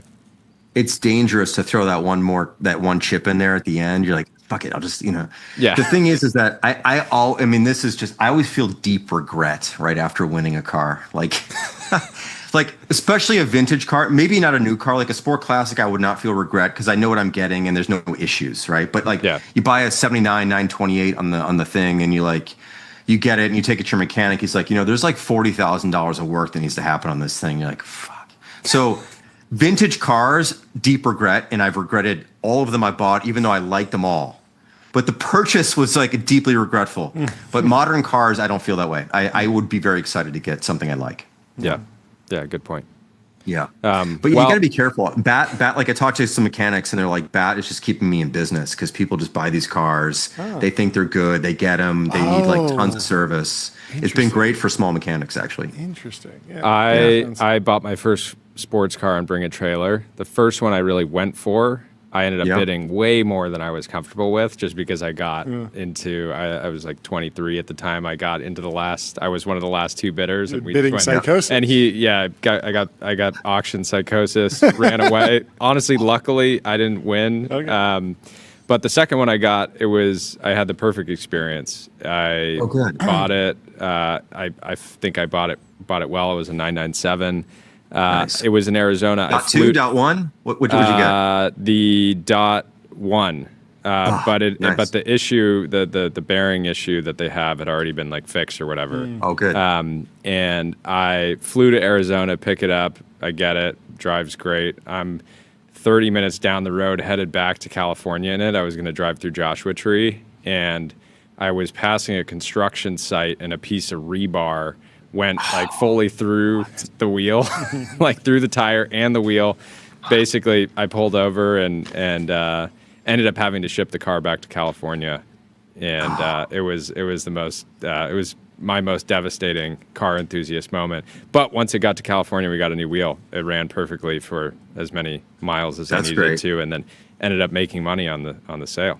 Nice. I don't ever do that. I bought an Aston DB9 GT, which is the last year of the DB9, which is to me one of those beautiful cars ever made in history. I got the car, I get it, shipped in on the truck. I got this on Bat. There's this rattle in the back that's kind of bugging me, so I take it to the mechanic. They can't figure it out. They're a few grand in trying to figure it out. Turns out the car got in an accident at some point, and it was never reported on Carfax. And to fix this structural issue is $9 grand. So I'm like, fuck it. I sold the car to the dealer immediately, lost $20K. I just wanted to wash my hands of it. I had it for 2 days and I just sold it immediately. Because I just can't handle that thing, to know that I bought this thing and it wasn't what it was. And I could fix it, but it was never going to be the same. So I never seem to win on Bat, but good for you. I'm glad you made money on your car. Good luck. 20 minutes. How do you feel about different luxury brands doing what I would call Zoomer partnerships? So Aston Martin launching a partnership with Call of Duty. I can imagine that the logic for that was, hey, we want to reach a younger audience. We need more relevancy with the next generation of buyers. Aston has obviously struggled recently, even though I think their cars are stunning. But I would say in every single sort of like price tier. It's not quite as desirable, I think, for a lot of people as like the Ferrari equivalent or the Porsche equivalent. So I can understand where they're going, even though to me, as somebody who loves Call of Duty and loves Aston Martin, I still got like quite an aversion to that partnership. And then you have some of the stuff that like AP does with their, partnering with like DJs and things like that. That's kind of, it's this interesting thing because you're trying to appeal to the young generation, but it ends up turning off, I feel like, your actual buyer group in the process. Yeah, I find it to be. I mean, for me, it doesn't appeal to me. And although I will say that I like what Aston's done. Aston with that DB9 that I bought, they had a 007 edition, which I think is cheesy as hell. But because it said like 007 like on the seats, but it probably spoke to their audience, So like that makes sense to me in a sense, even though I would never buy that. But yeah, I don't like the AP deals. But who am I to say? Like they clearly sell them out, and it probably works for them. But it's not the kind of thing that appeals to me, is all I would say. Agreed. Any more car questions? Yeah, car watch questions. I mean, there's actually, I saw a watch through. recently, like Braemont came out with some like Aston Martin, or like, I don't know who it was. It's like, I don't know, who buys these? I just wonder who buys these silly things. I don't get it. I don't get it. But The watch car collab seems to make more sense because if you're buying a car, you're checking out for something that's six figures. If you're like, it's a couple more $1,000, like throw the watch in, whatever. It's like, well, sometimes the dealerships do that to like, you got to buy the watch. If you want to buy the watch, I'll get you the car. Like that. I hate that bundling stuff.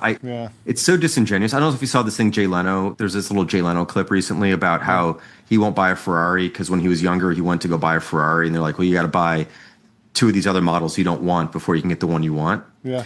And he's just like, it turned me off forever from Ferrari. And like, I'll buy a McLaren because they want my business and they're cool to me. And that's how I feel about this stuff. That's why I don't like this bundling. Especially Rolex ADs and Porsche dealers now are doing the same thing. It's gross. Yeah. It's gross, I think.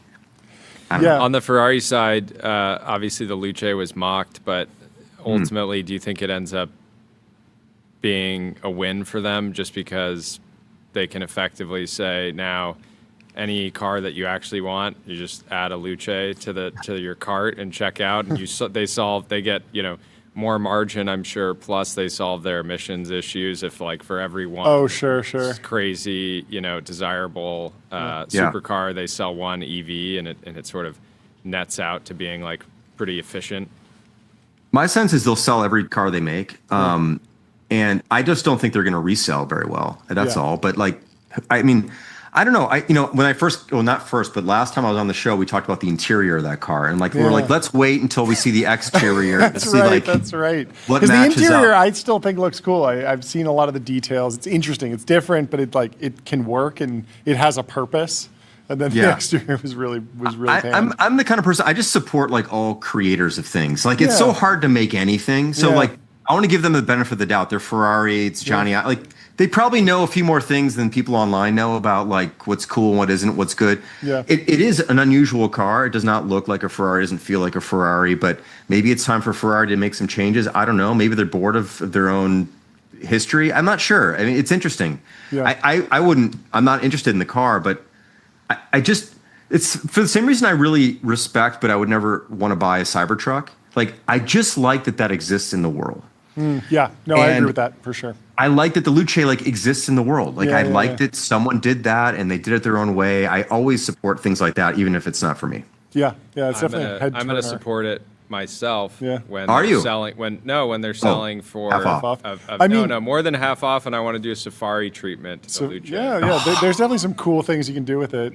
It does sort of act as the inverse of a Halo car. Like after the Luce dropped, the SF90 looked way cheaper. Whereas before everyone was complaining, the SF90 is so expensive, Purosangue is so expensive. No one's complaining about that stuff anymore now. Everyone's like, that's a good point. It has a natural aspirated V12 in the Purosangue. If they're charging high, $500,000, that's fine. What is your last car question? What is, you said you had a Singer, but when it comes to resto mods, like what makes a great resto mod to you? I don't think there are great resto mods. That's what I realized. I mean, the Singer is an amazing thing for sure, but what I realized was it was neither of what it was supposed to be. It wasn't like a vintage car, and it also wasn't a new Porsche. So it kind of had this, it's a beautiful object, and they do an exceptionally fine job designing and building them. Although mine had a lot of issues because mine was pretty early, it was like the 72nd car, so they hadn't worked it all out yet. But it just didn't satisfy me in either direction. And I kind of realized that like I'd rather just have an old car and a new car and save some money, frankly. Could have both. And then like drive the old car and have the old experience, drive the new car and have the new experience. So I'm not a big resto mod guy. For a while I was curious about like icons, like the Broncos and stuff. And I also with that, I'd just rather have an old beat up Bronco or an old beat up pickup truck. It just, I'm more into like what is the thing supposed to be? Just get the thing that it's supposed to be. Yeah. What about restored That's my from the take. factory? What's your take? Well, we were debating the Range Rover has a classics program where they're selling a 1994 Range Rover, but it's been fully restored from the factory. And so maybe that solves the problem you're identifying. What do you think about that? I'm into that because that's like the brand doing their own thing. I'm into that fully. I think Porsche has a classics program too, perhaps, maybe. Yeah. I just don't like resto mods, basically. And to me, that's not a resto mod. That's like a true restoration. Okay. But a resto mod, making a car when it's that's not, or backdating or something, I'm not into that so much. Yeah, restoration. I would say that's a great way to put it. It's like I'm a massive fan of restoration. I don't want somebody to take. I don't want somebody to take what was perfect at its time and try to like modernize it and then put their own spin on it. Same thing with houses for me. Like I like an old house should be restored to the way it was. I don't like walking into an old house with a lot of soul and then you go into a kitchen and it's super modern. Yeah. It just doesn't work. I mean, it works, but something is missing then actually in both of those experiences. So anyway, that's my stupid opinion. As whatever. Everyone's got their own thing. Plenty of people like singers, plenty of people like resto mods, and they all are great things. It's just not for me anymore. Yeah. I got to ask you one tech question. Yeah, sure. Let's do something tech. And I think you'll have some insight here. So there was a screenshot from a story about how hard technology workers are grinding in the AI era that went viral for being bleak, according to this poster. They said a 31-year-old tech startup worker in San Francisco who spoke on the condition of anonymity for fear of professional repercussions said that her engineering manager husband told her a few months ago that he needed to focus all of his energy on, quote, becoming an AI native, and requested that she take on almost all parenting responsibilities for the couple's preschool-age daughter. She complied. She described the experience as surreal. He spent days, nights, and weekends locked in his office toiling away on AI projects, but her husband eventually thanked her. He was now the top user of AI in his company. Is it the great lock-in? Is this burnout? Does he need to pick up a book? If so, which book would you recommend from your library across rework, remote? Doesn't have to be crazy at work. It sounds like it is crazy at many startups, at many engineering organizations. Some of them are in real knockout, drag-out fights where the extra hour of work will actually result in maybe winning or losing. It's funny the way that others maybe not. The whole conversation around that post just was around the screenshot. Yes. No one read the actual article. I certainly didn't. And it just ends, the husband is now the top user of AI. Yes. Which doesn't mean he's the best at using it. He just means it reads to me like he's just using the most tokens. So hopefully he came out of his 3-month AI bender and is like actually the best at getting the most utility out of the product. Driving value. But we don't know. Well, yeah. I mean, I do find it ironic that, AI is what it is, yet everyone seems to be working harder and harder. And it's one of these things, technology has always promised that it would do a lot for us and then we would have more free time to do other things. And it just seems like no, and no, especially at work. So yeah, I think it's a real problem, and I can sense it here occasionally that we're getting more done, but it weighs on people more because you can be doing multiple things at once now, and you can be parallel working on with a bunch of different agents doing a bunch of different things. And it's like, to what end? Where is this going, and why does it need to happen? Not that the technology is not amazing, but I'm not sure it's doing good things to human beings. So, but the tech is incredible, obviously. And some of the actual. Imagine if 37 Signals had got access to today's models a decade ago, right, and didn't tell anyone and just got to use them. Yeah, maybe you're a part of the traveler. problem is that everyone has access to the tools, and you're in a competitive Sure. category, and I feel like there's this concern of if we're not. I mean, it's always a question of like, do you want to be? Do you want to, at least if you're a venture-backed company and you're competing against another venture-backed company for a market, you don't want to be working less hard than them. That's generally not a good strategy. But those are inputs. Like customers don't care about the inputs. How does it manifest in the product? And I'm not seeing products get better at the rate that the development process is getting better. Yeah. So people are doing a lot of stuff. And yet, like, people actually don't want their products to change rapidly either. People want to get used to things. They want to settle into something. They want to understand how it goes. They don't want things to be moving constantly and things to be added all the time. So there's a disconnect actually between how much you can make and how much people actually can absorb and incorporate into their own workday, basically. So, I think like at the end of the day, like you're building a product. However you build it, you're building it. But just because you can build more of it doesn't mean it makes it a better product. It can make it a worse product. And you're seeing that all over the place right now, actually. So I don't know. It's great to have the tools. The tools are amazing, obviously. But you still have to decide what gets through the slit. Like what are you putting out there into the world? I'm always laughing about the fact that when I'm in Gmail in Chrome, I can open Gemini in Gmail, and I can also open Gemini in Chrome, and then I just have two sidebar chats that can. Yeah. If the window's too small, it takes up 100% of the window, and I'm like, this is. And then you can't even use the models to interact with the email, and email's already pretty well organized. Like it's all perfectly organized by time or whatever filter you want. It's pretty good already in that way. But anyway, I mean, amazing tech. But I don't think we've figured out what that all means yet still.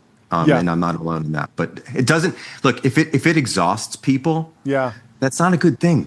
No tech is good if it makes people exhausted. There and is burned out. something odd about the pattern of working. I mean, like when you're doing software development, occasionally there are times where like you just have to wait while something builds and that takes a minute. But a lot of times you can get in the flow state and be, focused working for an hour. But when you fire off a prompt and you're waiting, like maybe it's 20 minutes, maybe it's an hour, and then you're checking your phone and it feels like you're like waiting for a call to come in almost. It's a different way of working, and I can see how, if not well managed, it can become very stressful. Yeah, it's a tool. Like I've been in places in my life where my laptop feels like, oh, it's exhausting. But it's not really the laptop. It's like what I'm doing with it. Yeah. What you're doing with it. Yeah. Time to go for a drive. Jason, always a pleasure. Always a pleasure. Fun to see you guys. Yeah. Wish we had more time.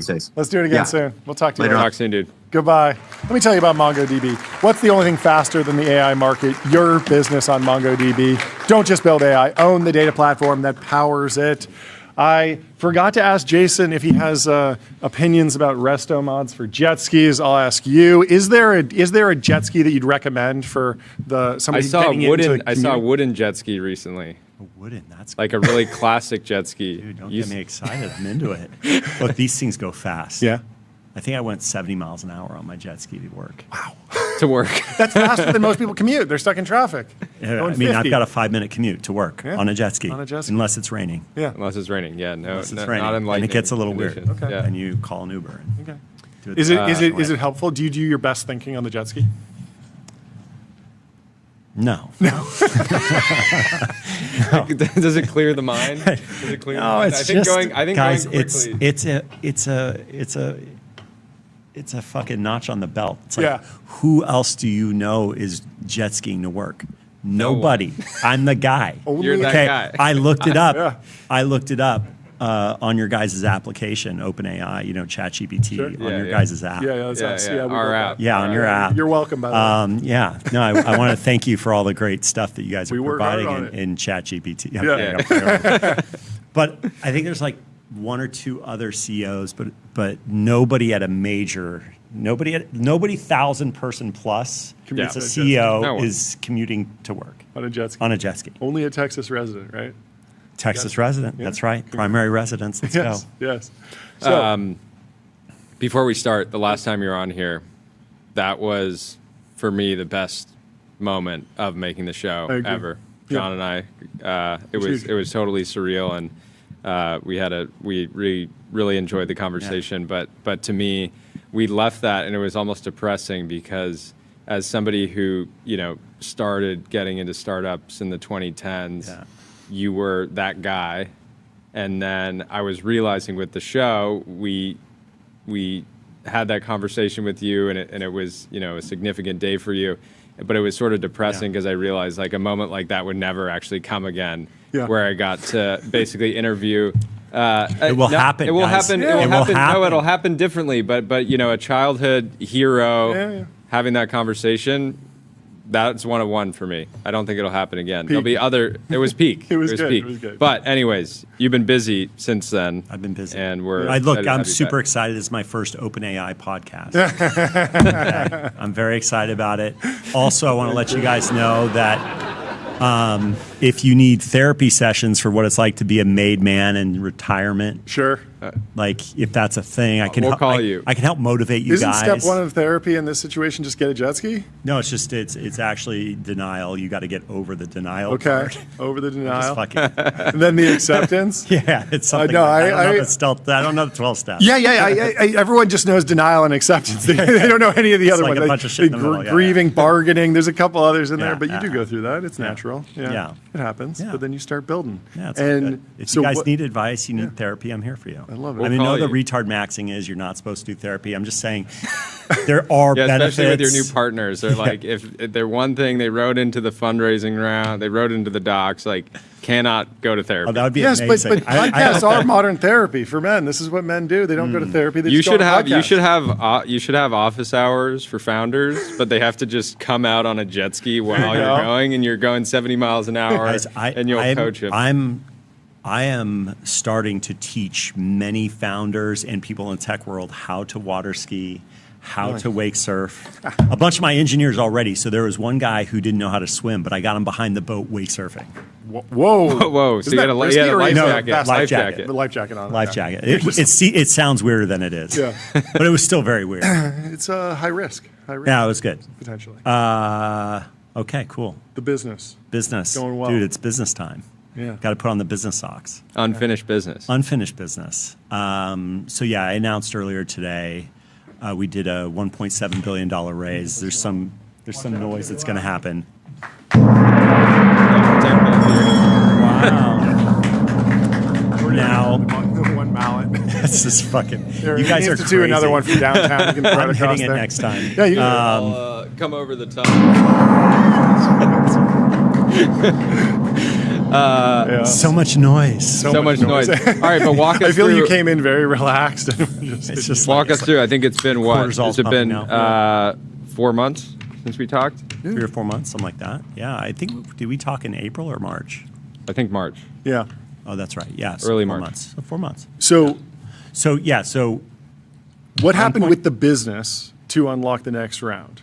I mean, we continue to go up and to the right, but like the announcement of Adams was, we are going to do physical automation, physical AI, what we are calling industrial AI, Yeah. to transform these industries one at a time. Yeah. We did food, we moved into mining, we're doing transport, and it's working. And so that's how you go. Yeah, and then of course there's like going out of stealth. There's all the things, Yeah. and it was just the right time. Yeah. So, so yeah, we just went to market. Yeah. We said when I originally went to market, I was like, these were separate companies. Yeah. Okay, so our mining and transport was a separate thing. Food was a separate thing, and we had a bunch of other, a bunch of subsidiaries doing cool stuff. And I said, which one do you guys want to do? Do you want to invest in mining? Do you want to invest in food? Do you want to invest in this? And they're just like, we want to invest in you. Yeah. Yeah. And we heard that, like we took the first 5 folks we talked to all said that. Yeah. So then what we did is we put the companies together and then sold the equity in a singular entity. Yeah. Yeah. So just put it together, and it's much easier for me. I don't know how how Elon does it with all the different companies. Different cap and how tables and- it's wild. Well, no, and no. borrowing The employees answer is what's been happening, right? It's is like it all more and comes more back together. But he did it, consolidation, guys. more- He did it for 20 years though. Yeah. Yeah. And he's still technically doing it with Tesla Yeah. and SpaceX. Like they are different companies. Boring company. Yeah. Neuralink. Yeah, like yeah. he's still But got still has the a lot of lesson, lots but the of cool lesson stuff. in there for investors is like even with Elon companies, there's such an insane power law where you have a $10 billion company and then you have a $2 trillion company, right? And it's like you just want exposure. You want broad exposure. Ideally, you could just invest in the one that breaks out, but you want broad exposure to the category. When And things are first getting going, there is a lot of upside of having them separate. Sure. Because if somebody wants to invest in a really cool thing, and this is what happened when we first got the transport and mining thing going, if they want to invest in that cool thing, they're like, I don't know anything about food. Yeah. And by the way, food on its own is robotics, real estate, like restaurants, like and so they want to be exposed to that one thing, and they don't want to have to underwrite something going across all things. And they're like, well, if you're losing money over here, I want you to lose money over here. So how much of the money I'm putting in is going to go to that? There has to be a theory of the case of how you put it together, how you allocate capital across. And honestly, once you're starting to get to profitability on one or more, then that conversation starts to get easier. And I think that could be why I can't speculate on sort of Elon's world, but certainly I'm super excited to have those pieces put together into a single puzzle.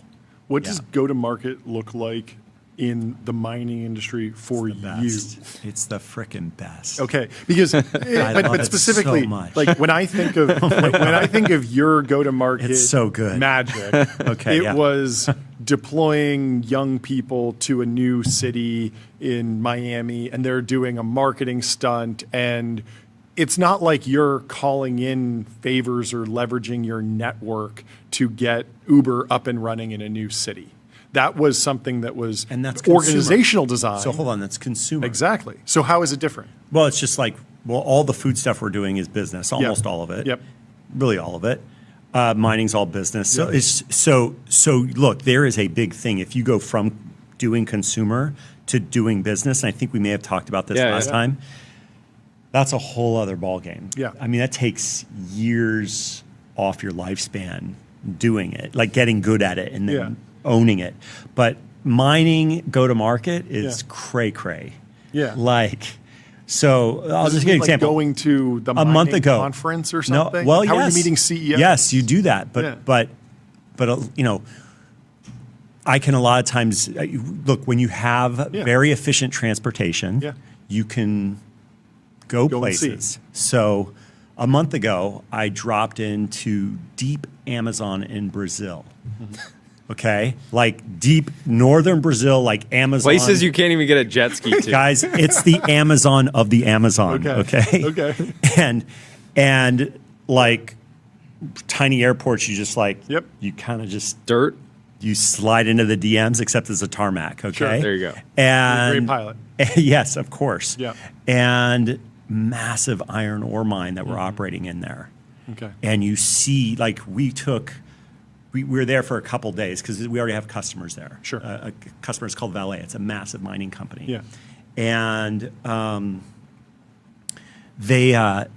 it's like the world's largest iron ore mine. And you go and you get in a helicopter. Just going over one of the sites takes 30 minutes. Wow. Okay. And it's fascinating. It's so fascinating. And you're learning how the system works. You're sort of figuring out you basically take a kit, you apply, you install it onto a machine, and that machine becomes autonomous. Sure. And some of these machines are like 20 years old. Some of them are new. And so there's lots of different kinds of machines as well. And you're making the mine more productive. You are making it way safer. It is super, they have lots of safety protocols, but it is mining. Dangerous business. It is a dangerous business. And the OpEx goes down all at the same time. It's kind of a beautiful thing. And then, I went from Brazil and then straight from there dropped into the border between Iraq and Saudi on the Saudi side. So we have a phosphate mine that we're doing stuff there. The signals were jammed. So we had to my pilots had to land kind of like old school style, like Wow. Visual.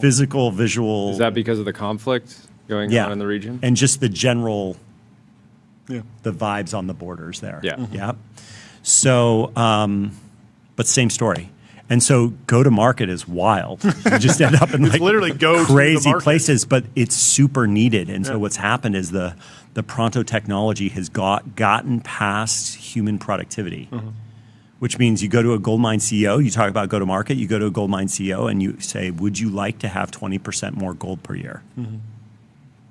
Absolutely. Good stuff. We haven't heard no. Yes. Okay, But they say prove it. Yeah. And that's where the rubber meets the road, right? How long does it take to prove?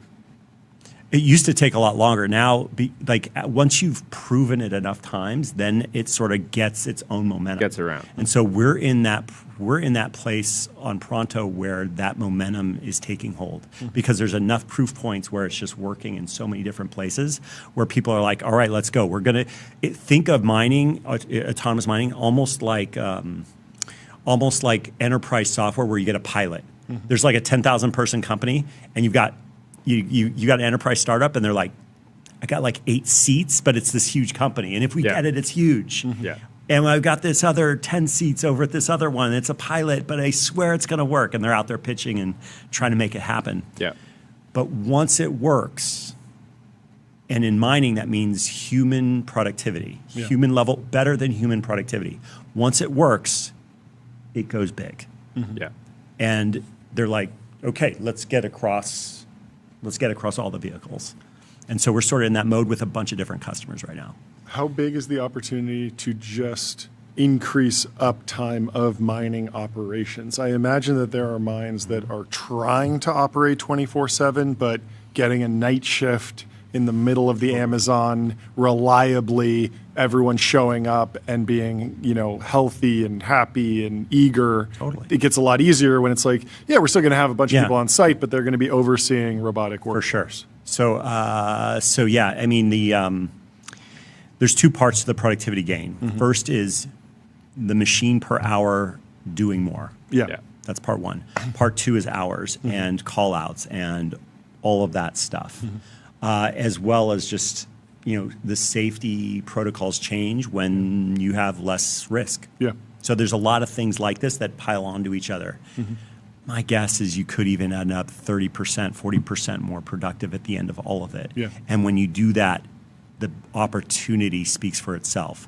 A gold mine that's doing 30 or 40% more gold per year is kind of, whoa, but that's for every mineral. That's lithium. That's like, we also go all the way down to quarries. Quarries are different because quarries are basically, it's about cement, let's just say. That's the main jam. There are others, but let's just go with that. You don't just go do more rock because you need cement customers on the other side. They're only using so much cement. Like, where do you store it? Yeah, exactly. Yeah. And so that's more of an OpEx play, and there are thinner margins there. But I'm in the game, and it's kind of interesting, and it's a lot of fun.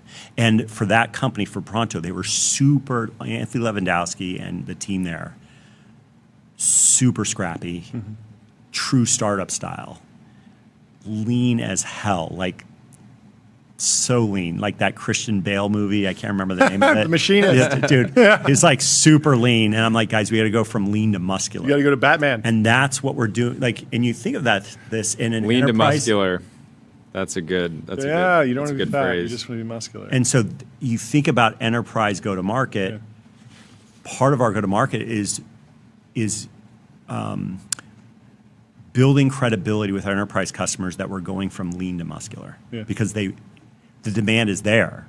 It's ready to go. They're like, we need you to be muscular. We need the protein powder and the whatever else. What holds you back you from go to the gym, whatever. What holds you back from scaling? Let's say you do a pilot, it works well.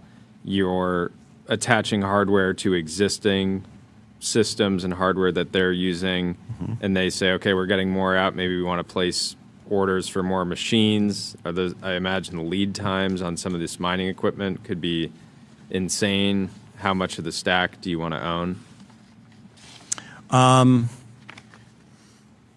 Say the question again. I'm sorry, I just blanked. Go for it one more time. I Like apologize. right now, you're taking existing mining equipment. Yep.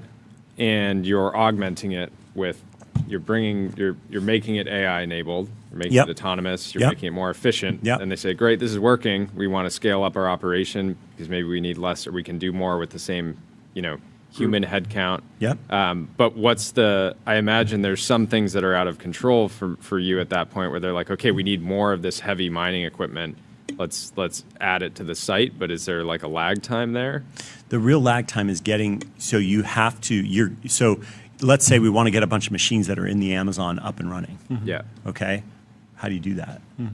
So I've got to ship a bunch of sensors, a bunch of compute, a bunch of equipment and mechanical systems, let's just say, so that a team can then go install it. Yeah.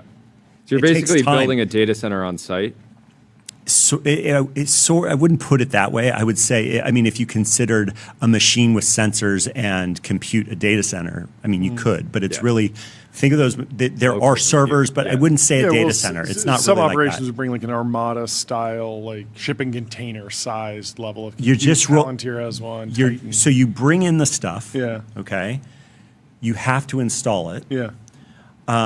You have to bring it up and make sure, okay, this is a new place. How does this machine work properly in this new place, and calibrate and make sure it's safe and all of this. So there's a process of getting it up. Then there's change management, because that site's going from, there are people that show up in the morning. There's all this very regimented process to make sure everything's going exactly as planned and people are exactly where they're supposed to be, because otherwise weird things happen on a mining site. Yeah.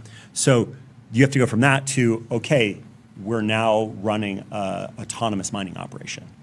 It's just a very different thing. So the installation and the bring up and what we call commissioning are sort of like the things you have to do. And why does it take a long time to install? Because that machine may not even be drive-by-wire. Yeah. So you have a mechanical system, like if you turn the steering wheel, like it's, you know what I mean? Yeah. It's a mechanical system, a That you're hydraulic controlling. system. So you're bringing where you have to effectively go an actuator that might push a you're- physical button. You're trying to make electricity then do a physical thing. So then you need physical actuation Yep. Yeah. to do the things, because it's not, these machines are not natively drive-by-wire. Yeah. So that's not all machines. So that's some of them. Some of them, that sounds incredibly difficult, but necessary, because you're not going to get a mine to rip out tens of millions of dollars of equipment that they already have. But would you eventually go full stack, like build the entire system? Look, we ultimately, if you go in the mining industry, there's like this term, it's called no entry mine. A no entry mine is a mine where there are no people in the lights pit. out factory. Yeah, kind of like that version of it. There might be people in a control center, there might be, but in that pit, no human. And it's a wildly different calculus from a safety perspective, I imagine. Totally different, obviously. Yeah. And so there's drilling, there's blasting, there's loading, there's haulage, there's crushing. I'm just going through the different parts of the mining operation. And what you do is you start somewhere and then you start extending to those other areas to get to that no entry thing. And the no entry thing is you can have an autonomous thing, like our haulage system is autonomous. If you're getting into a new place, you can do remote control and move into autonomous. If you want to go super no entry or lower entry mine, if that makes sense. It's super fascinating. And then you're talking about loaded a 2 million pound machine that's moving potentially 35 miles an hour down the road. And it's an off-road thing. But 2 million pound machine moving 35 miles an hour off road. Yeah, dude. This is why you have to This jet is like ski. the This is why you have ultimate to jet ATV. ski to work. This is the ultimate ATV. Huge. So no, I've seen you those, get yeah. in it and you can experience it. It's not like there's like a amusement park for this, but I've certainly experienced it where I can get in the machines and check out what's going on. This is like the dump truck. Are any with of these- 20-foot tires, essentially. Are any of these companies like acquisition targets, where you would be able to come in and say, like, you're doing a lot of stuff well, but here's all the stuff that you're never going to figure out like us. And I mean, look, I would say the way we think about it is the haulage part of a mine is where most of the vehicles are. And we think of haulage as the cardiovascular system of a mine. So we're obviously very connected to all the other machines, but we don't do all the other machines. So we're like in an ecosystem. So we can work with them where like there's APIs, because like if you're doing haulage, you need to know where the other machines are and what their status is. Yeah. As an example, there needs to be orchestration and coordination there, which is pretty interesting. In terms of like acquisition, like, you know, I have to sort of admit, like the Uber mentality, my mentality, let's just say. My Dune. Yeah, it's like not, I guess Uber is different today, but in my world, we didn't acquire shit. We just built. Yeah, that's right. I don't know if I have an opinion yet. I'm not like religious about it, but if we feel like we can build something, we do. But sometimes people have differentiated, awesome stuff, and you're like, let's partner. We're open to it, you know? How would you pitch me if I was a young person, Stanford CS new grad, worried about software engineering not being the easy path where I can bounce around from Google and maybe Uber had a cushy job for me? Pitch me on going to the Amazon and building. I mean, that's AI for awesome. mining. I mean, that's awesome. I thought I just did. I mean, that was the pitch. That was the pitch. But do you think young people are receptive to this pitch yet? Are we about to be receptive? Why should they be receptive? it's really interesting because I only run into the young people that are receptive. Sure. Like I'm not out there pitching like lame sauce dude who doesn't want to work. Sure. Like But you I see don't the end data. up. I don't end up in the same room as this guy. Do you want a job where do you want a laptop job, or do you want to be dropped in to a mine in the Amazon and like build science fiction? But this is the thing, right? This is why the Atoms thing is cool. Because you're not dropping a fucking app in the App Store. You're like automating a 2 million pound machine going 35 miles an hour carrying gold. Do you watch? Do you get a? There's a lot of profanity happening today. I don't know why it's happening, but it is. No, let it flow. I just wanted to acknowledge it. Do you watch science? Do you get inspired by science fiction at all? I can imagine like watching Dune for you. You're just like texting pictures to the team. Of course, my fave is Asimov. He's my fave. The iRobot series is just so epic. What is your takeaway from the iRobot series with regard to AI safety, doom generally? Have you ever had moments of maybe we won't figure it out? Won't figure what out?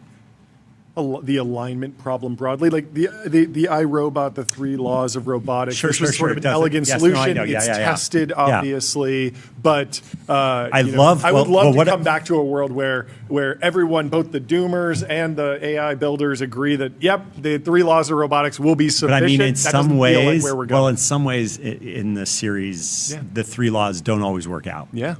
So I think there's a lot of. I thought there was a lot of nuance to those 3 laws, even though the laws are sort of so simple. Yeah. I love the intention of those laws. Sure. I sort of think of it a little bit differently, which is I have been entrepreneuring for a long time, like a long time. Yeah. And I have failed. And when I think about why I failed, it's usually because I was building something that nobody liked. So if you build something that people don't like, I don't think you're going to succeed. So how does that relate to your question? He's like, please tell me, because I'm not connecting the dots at all. What are you talking about? Well, if you make something that is anti-human, if you make something that doesn't serve people, I don't think you're going to make it. I don't think you're going to make it.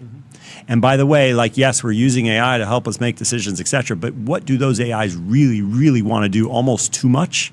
They want to please us. So I just think if you're not making stuff that humans want, it's not going to work out. And that's kind of obvious, obviously, but I think it keeps going. Yeah. And yes, there's the dangers and the things and then this, but that's my starting point for how I think about these things, and we can't control all the things. Yeah. And I do think, of course, you have to have safety situations, and there's collisions of like, what do I prioritize first, and how do I do it? Which is, I think, where Asimov's laws go. But I instead of writing sci-fi books, I'm just doing the thing, and I'm making sure that the machine stays on the road. Yes, and related to that idea of like doing the thing, making the machine stay on the road, I imagine that your world view is somewhat informed by your contact with reality, the fact that you can see the progress of diffusion, how long drive-by-wire systems took to roll out, and the need for AI to be deployed in like tactile ways that you just see it as more positive sum, there's more I opportunity. feel like you're deploying robots that people want. Right now, I mean, look, there's some point where robots have their own bank accounts and they're citizens and all this.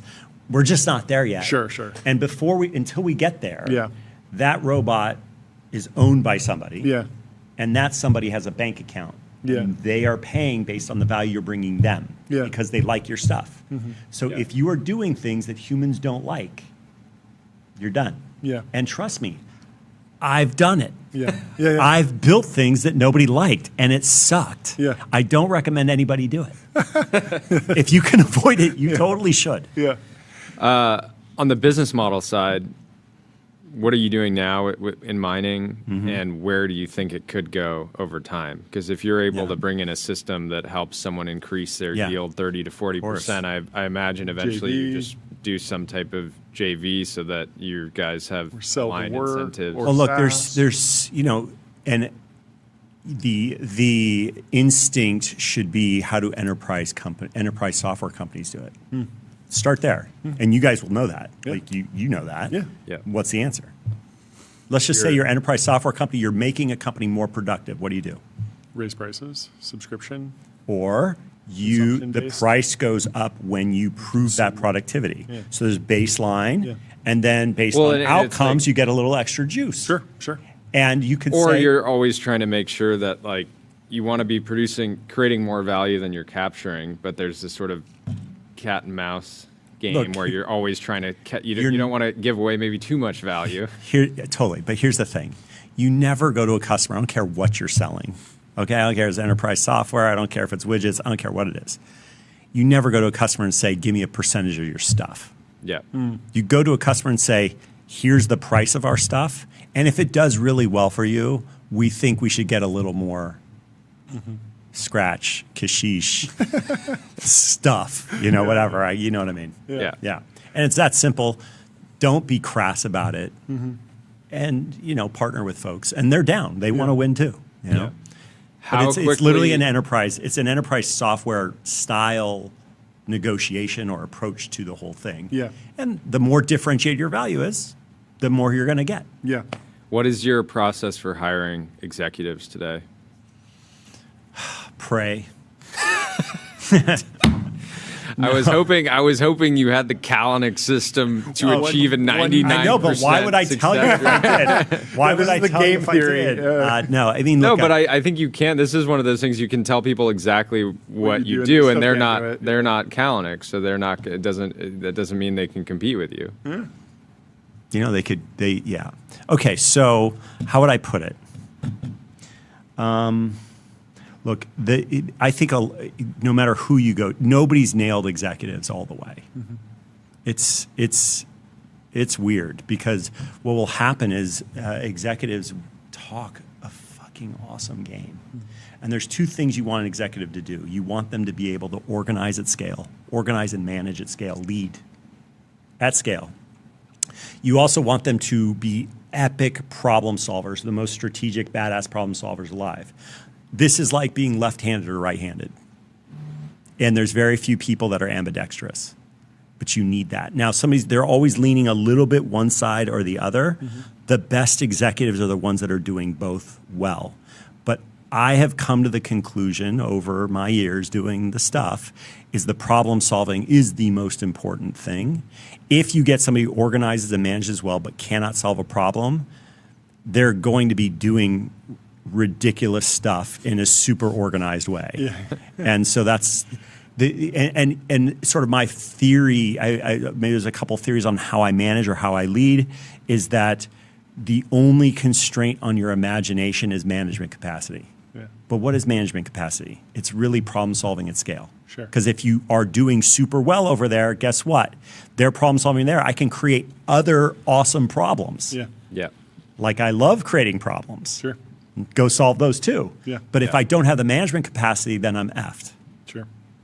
So the management style that I do is sort of problem solver in chief, which is I take the most impactful problems that are not being solved, and that's on my desk. Yeah.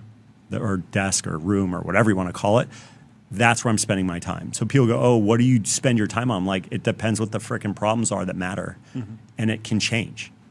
And that's how I roll. But it means once you have a problem solver in chief mentality, that flows downward. That means any direct report of mine must be the deputized problem solver in chief. And they've got because there's only 24 hours in a day. I can only solve so many myself. They have to then take that for their world and do the same thing and then do the same thing to their people. Yeah. So the bottom line is you got to prove that these folks can solve actual problems and aren't just talking the talk. That's the number one. And then on the interview process, simulate what it's like working together so that day one really feels like week two. And day one, you better be excited. So if you're excited in day one, after simulating what it's like working together in the interview process, then day one is really week two and you're still excited, you took a lot of risk out of the system. That's all I got for you. I have a question about regulation. Uber famously went city by city. Yeah. The AI labs are duking it out over federal preemption. Did you ever develop a theory around when federal preemption is better than state-by-state regulation? Do you have a philosophy around this? It seems like the labs go back and forth on what they want. It's hard to see where the chips are falling. Federal preemption is good when you are pro-regulatory capture. Okay. When you want to squeeze others out, you should get federal regulatory bigness going for you. Yeah. Because then you don't have to do the ground game that you went through. Well, no, you're squeezing others out. Okay. It's just the whole point is to squeeze everybody out. Sure. I never did that. Like we never did that you Uber. never did that, yeah. We basically never, ever proposed or pushed any rule that would be beneficial to us versus somebody else. Sure. We always were trying to open up the market, and we said, let the best man win, and we just went for it. Yeah. But I think we got to be careful of some of these closed weight things that are creating situations where they need to be regulated, and they want it. I'd keep an eye on that. Yeah. Well, you got to have customers that love your product and are willing to. So when write you their guys, representatives. decide to tell your own hacker to hack the thing, and then go to the federal government and say, dude, we saved the day. Like, you don't have That was George. you guys TK's don't have to watching. do this. You guys don't have to do it. On regulation, I'm sure you saw the trial lawyers that are fighting back against autonomous vehicles because they're worried they're going to be too safe. Yes. I'm sure that's not surprising to you. No. So look, every bad thing that you see in transport, like systemically, and anything in transport that you view as systemically bad, Sure. was most likely pushed by the trial lawyers and the insurance companies. Wow. Every And single trial lawyers- bad rule that's weird and dumb, Yeah. the insurance companies and the trial lawyers were in the game big time. Where do they align? What do you mean? Well, because trial lawyers, I imagine, want more accidents. Yeah, Insurance companies are the ones that pay for it. Wait, yes. Yeah. but So misaligned? No. Remember, insurance companies make margin on accidents. Okay. If there's no accidents, there's no insurance company. They, Okay. in a weird way, they love accidents. the premiums go up. As long as it's Right. in their actuarial table, Yeah, they're yeah. pumped. Wow. Yeah. Right? What they don't like is accidents they didn't plan for. Sure. But Yeah. accidents that they plan for, Yeah. whew, Business big booming. insurance outcomes. Yeah. they love. Like I remember we went to DC and the taxi system, the liability on a ride, if you took a taxi, it might still be this way to this day, was like $25,000 in a taxi. But we being Uber at the time, went to DC and they pushed a $1.5 million policy per ride. Okay, so what does that mean? That means, well, this, accidents are going to happen. We're probably, like, Uber's probably safer. Yeah. But do you think the trial lawyers weren't pumped about that? You think the insurance companies weren't also pumped about that? They can go get up to $1 million. Because, by the way, the insurance company might be on the other side. Yep. And they're like, oh, there's a $1.5 million bank account here that I can get access to on a random accident. Right.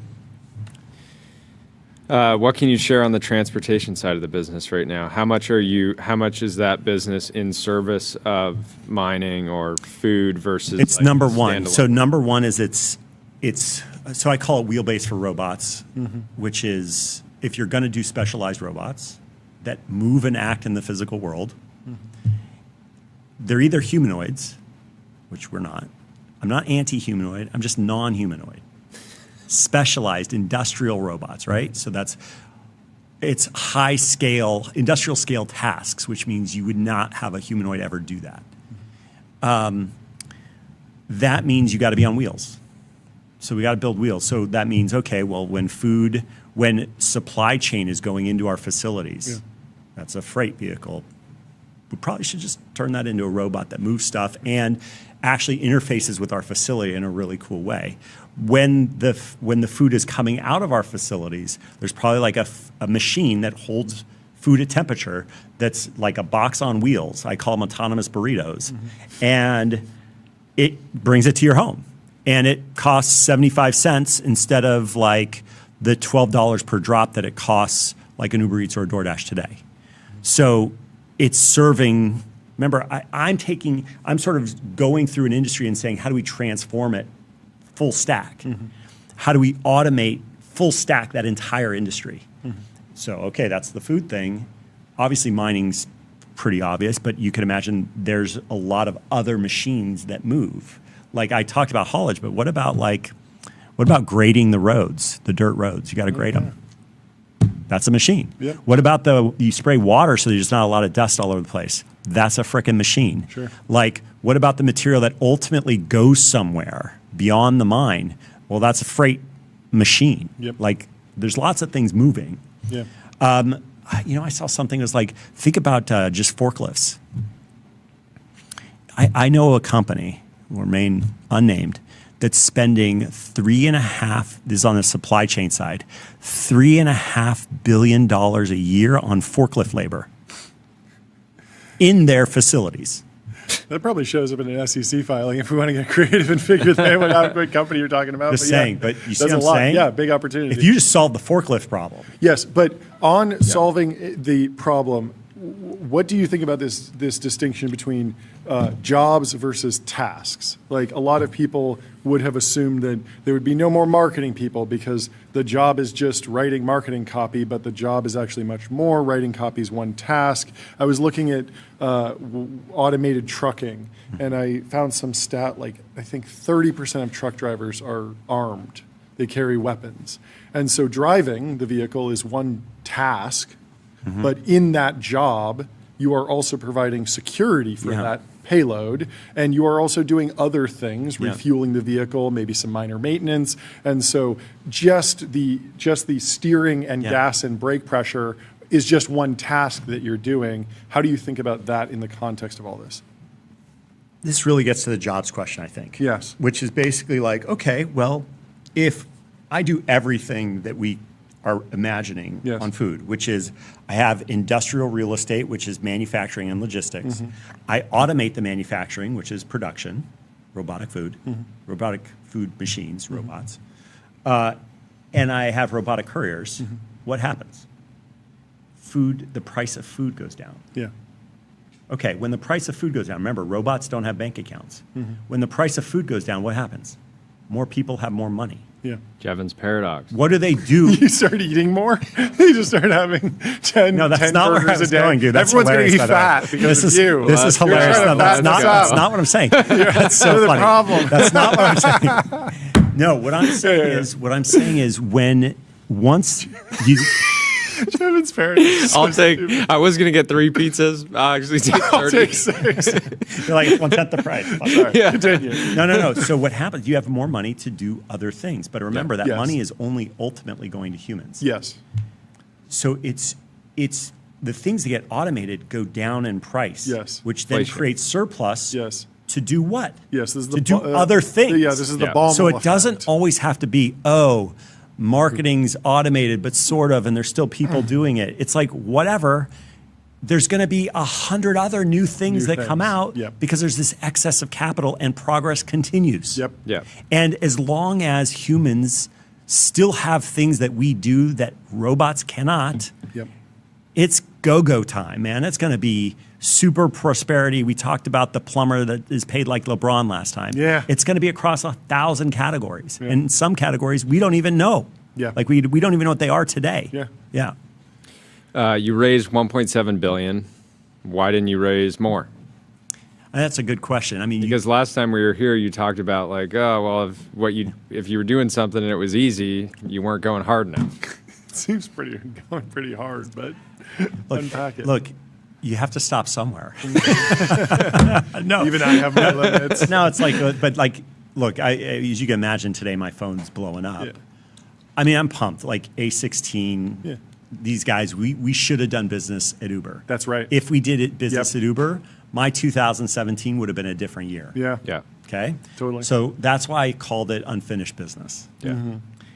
And so, but yeah, like my phone's blowing up. Like we're probably just going to do we'll do a second close. There we go. Yeah. I figured. Yeah. We'll come back for the second close. Run it back. No, I mean, we're not going to do a big announcement on the second close, but like, those people who are texting me and hitting me hard right now, We got room. we'll see. We have We'll see. Depends. we'll see. Depends on what the previous text If message you're a is. homie, we definitely have room. Yeah. If we're not a homie, you should talk to one of my homies. There we go. Yeah, I did come away from the last conversation thinking, all right, there's a lot of exciting companies in physical AI, and you could spend years and years and years trying to find all the best teams, or you could just give TK a big pile of cash and just say, go cook. And, sometimes the easier route is better. Yeah, and I think there's this thing, physical AI, people are like, well, is that a humanoid? Is that a world model? Is it? And so on this one, I sort of dialed the language a little bit and am calling it industrial AI. Yeah.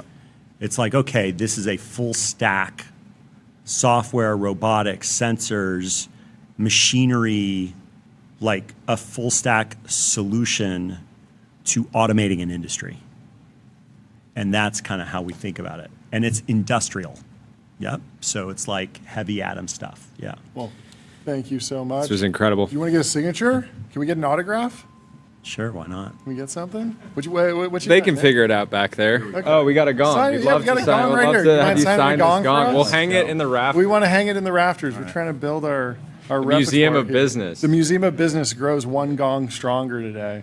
Thank you so much And for we coming on will the show. we'll see you in Austin. Yeah. Next time you're on your commute, if you see 2 jet skis moving out of your out of sight coming in, it's probably us. That's us. If it's not, you're Guys, let me know if you want to learn how to slalom ski. Oh, yeah? If you want to learn how to wake surf well. I've only We're coming. been Let me water know. skiing once I'm or on the lake. twice, and I it go was at 20 years ago. 7:30. I go at the 7:30 in the morning Okay. every morning, and I'd say half the time I'm out there at 8:30 when I leave the office. That's amazing. So I love it. that's what we do. beauty of summer. Thank you so much for right, coming thank on you. the show. Always a guys. pleasure. Have a great rest of your day. For sure. We'll Good to talk see you guys. soon. Yep. I'm going to tell everyone about Cisco, critical infrastructure for the AI era. Unlock seamless, real-time experiences and new value with Cisco. And our next guest is in the waiting room. We got Max Hodak from the Science Corporation. He's the founder and CEO. We kept him waiting, but Max, how you doing? Welcome back to the show. Hey guys, thanks for having Great me. to see you. Give us the update. What's the news? So previously I've told you about our retinal prosthesis. Yeah. So we have a chip that's implanted in the eye to restore vision to patients that have lost it due to the death of the rods and cones, specifically age-related macular degeneration. So last week we got marketing approval in Europe. So we've received the CE mark, which is it will be shortly available to consumers in Europe. I got a question. So Jordy has this problem where he drinks too many beers and he gets double vision. Can this help with that? Fortunately not. Hey, wait. Jokes aside, scientifically, it cannot? Double vision from drinking? Yes. Probably not. Impossible. It's the last scientific problem. We'll never solve it. Anyway. Very funny. More seriously, what does a go-to-market look like for a product like this? You have approval. Step one's approval. But how quickly can it be adopted by, because, people, Europe's a big place, right? Tons do you need of, insurance, this is doctor like EU networks, level facilities, building the machine that installs it. Like there's a whole process here, right? Yeah, well, it's a relatively simple 1-hour outpatient procedure. The machine is the surgeon. Don't need actually that many surgeons to reach these patients. Yeah. So the CE mark is a marketing approval in about 30 countries that accept it. The next step is we need to register country by country. So we have registrations going in Germany and Italy and the Netherlands and Spain and the UK this week. That process takes about a month. Mm-hmm. And then doctors can start scheduling patients. We sell implants to hospitals essentially, and then they sell them to patients. So it's the hospitals, it's patients, but we have a registry. The hospitals have registries. The doctors know who their patients are. With this demographic, actually, one of the things that happened is because there's really nothing available for them, ophthalmologists have been telling these patients, if you're 80 and have AMD, you don't need to be sitting in my waiting room anymore. You don't need to come here. Yeah. And so now they're starting to reach back out to some of those patients that they haven't said, we don't need to see you for the last few years, say there's something available. So the first patient is probably 6 weeks away or so. The next so fast. Big step is reimbursement. Yeah. And so, yeah. What does it look like in America? You're 6 weeks away. In Europe, what's the FDA track like? I know that it's already FDA breakthrough device and humanitarian use device, but take us through what the commercialization plan looks like in the U.S. Yeah, so the other thing that we announced today is that we got 2 humanitarian use device designations from the FDA. Yeah. We actually got those back in March, but sat on them for a little bit. Right. That unlocks an expedited approval pathway called the humanitarian device exemption that we're submitting for imminently in the next week or so. That is can be a 75-day review. Yeah. And so it'll take there's a couple loops of that, but we're hoping that early next year it'll be available to some set of American patients, but that's up to the FDA review. Yeah. I don't want to get you in trouble with the FDA. I know how high stakes it is, but it is just crazy that Europe's moving faster around regulation. This should be a signal to the FDA to say, hey, if Europe's approving it faster, we gotta step things up over here. As an American, I just don't like falling behind, but I don't know. Yeah. In this case, I would normally want to agree with you. I think in this case, it's actually a little bit unfair to FDA because there's some accidents of history that just led to this happening first in Europe. Okay. The FDA standards are not that much different. Okay. But absolutely, we should hope to have this here also. The FDA they care about slightly different things. The filings are a little bit different. Yeah. But hopefully it won't be that long either. Yeah. Talk about next steps. You're properly commercializing right now. Does this mean new factory, new team members, new muscle inside of the company? Yeah, absolutely. We've built out a whole go-to-market team in Europe. So this is clinical education, we need to go reach ophthalmologists where they are, tell them about the product, help them understand the results, answer their questions, rehab specialists. So this is a little bit different than what you may have seen from the motor BCIs where it works very quickly, or with like there's a little bit of rehab that the patients have to put in to really use it. And so we have people on the ground there that will do that with them in the beginning. Over time, we want to have that be more and more kind of just in the wearable. They put on the glasses talk to them, they talk to the glasses, it walks them through the exercise. But initially that's a little bit higher touch. And then also there's a bunch of surgeon training. So we run wet labs for surgeons where they can come and practice the procedure with us so that we know that they know how to do it before they're doing it with patients. Give me a sales and marketing 101 for targeting ophthalmologists. Can you target them on Instagram Reels? Do they listen to a specific podcast that you can sponsor? Are you at conferences? I know people medical device companies, they give out lots of like pens and chairs, but I think there's like limits because you can't like bribe them, but you do want to give them merch. Like, what is the 101 level of marketing to ophthalmologists? I mean, a lot of it is conferences. Okay. So there's a handful of conferences that we go to, and then getting not just having a booth there, but presenting scientific results. Typically, this isn't us, but it's our academic and scientific collaborators. Maybe a surgeon at a hospital that did a study, they'll present their experience with it. There's also advocacy groups. So there's opportunities to sponsor like webinars through these networks. But it's a really small community. I think like ophthalmology overall, and especially in these types of retinal diseases, it is very densely interconnected and they all talk. And so it's a matter of kind of, there's a handful of advisory boards that we have to go through. For example, our data safety monitoring board for the clinical trial. These are often opportunities to have that community come and be familiar with our results and then disseminate them. So it might be the end result might be a little bit more one-to-one because of how small the community is. You can actually reach them directly. What is? There's not like a huge insta spend on that. Not yet. What is the shape? What does the shape of Science Corp look like right now? Given that you have a product that's commercializing, but I imagine you're doing a bunch of R&D in the background for other opportunities and use cases. But how are maybe you spending your time, and then what does the team's time look like? Yes, we definitely have a bunch of next generation projects in development, including the next generation of the Prima implant. We have new versions of that kind of in preclinical studies now. Hope to get those into humans next year. It'll probably be a 3-year minimum, possibly 5-year cycle between versions for a while, I think, because the need to do the intervening clinical trials. But the Prima as it is now is a really great existence proof that we're on the right track. This is the first time that like really useful form vision, a thing that looks like an image, has been able to appear in the mind's eye of a blind patient. But it is not high resolution, full field color vision. It's like looking through a straw at the center of your vision where you've lost this high acuity perception. And it's black and white, it's high contrast, but it's only a couple letters at a time or maybe a word at a time. And so we are still working to expand the field of view, make it so that you can potentially get colors. We think we know how to get to red and green. Blue is a little more difficult. And then get higher resolution, get towards native acuity.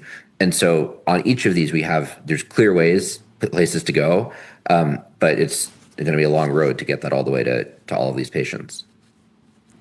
Well, congratulations on the approval. We also have some really cool stuff coming on the brain-computer interface side, on the vessel side, but those will probably come out a little later in the fall. Can't wait to talk about it. I'm excited. Well, congratulations, and thank you so much for taking the time to come chat with us. Yeah, thank you so much for coming on and the work you're doing. Yeah, just thanks for having me. You're doing the thing that you're doing something that could get humanity broadly back on the side of technology. That's a good point. Yeah. Because it's like one of those things like it seems like so much of what the industry has been doing a lot, making sand think is not quite enough for people. They're like, what have you really done? What have you done for me lately? We literally had someone come on the show and say, what have you done for me? But I feel like this is one of those things like, curing blindness that over time will be sort of hopefully undeniable. Yeah. Well, I mean, this isn't about the money. I don't think it's about the money for a lot of this team. It's certainly not about the money for the patients. I think like many things in tech, this is really about power. But if you want to know like real power, like the power to heal the sick, unlike economic or military power, that can be easily shared with others. Oh, interesting. And that is, I think, like really what technology is about here. And we need to paint a picture of how this is being used in that way, in a way that is really should disseminate broadly and I think just incredibly pro-social. I love it. Going back to, I know we're almost out of time, but going back to, like, what did you place the odds at doing this, accomplishing this moment when you started the company? It seems I don't like know. I've always had trouble thinking about these things. Like, I can't put a number on it. It's just you kind of keep going, and as long as success is in the set of possible outcomes, you're just constantly trying to minimize the odds that you don't get there. It is really hard to put a number on it. Definitely, it is cool to see it actually happen. Yeah, you're sort of nonchalant about it, but it is almost unbelievable and really, really incredible. So, well done. Well done thanks so to much the whole for coming team. on the show. We'll talk to you Thank soon. you. Yep. Cheers, Max. Great Have a to good see rest you. of your day. Let me tell you about Figma. Agents, meet the canvas. Your AI agents can now create and modify your Figma files with design system context.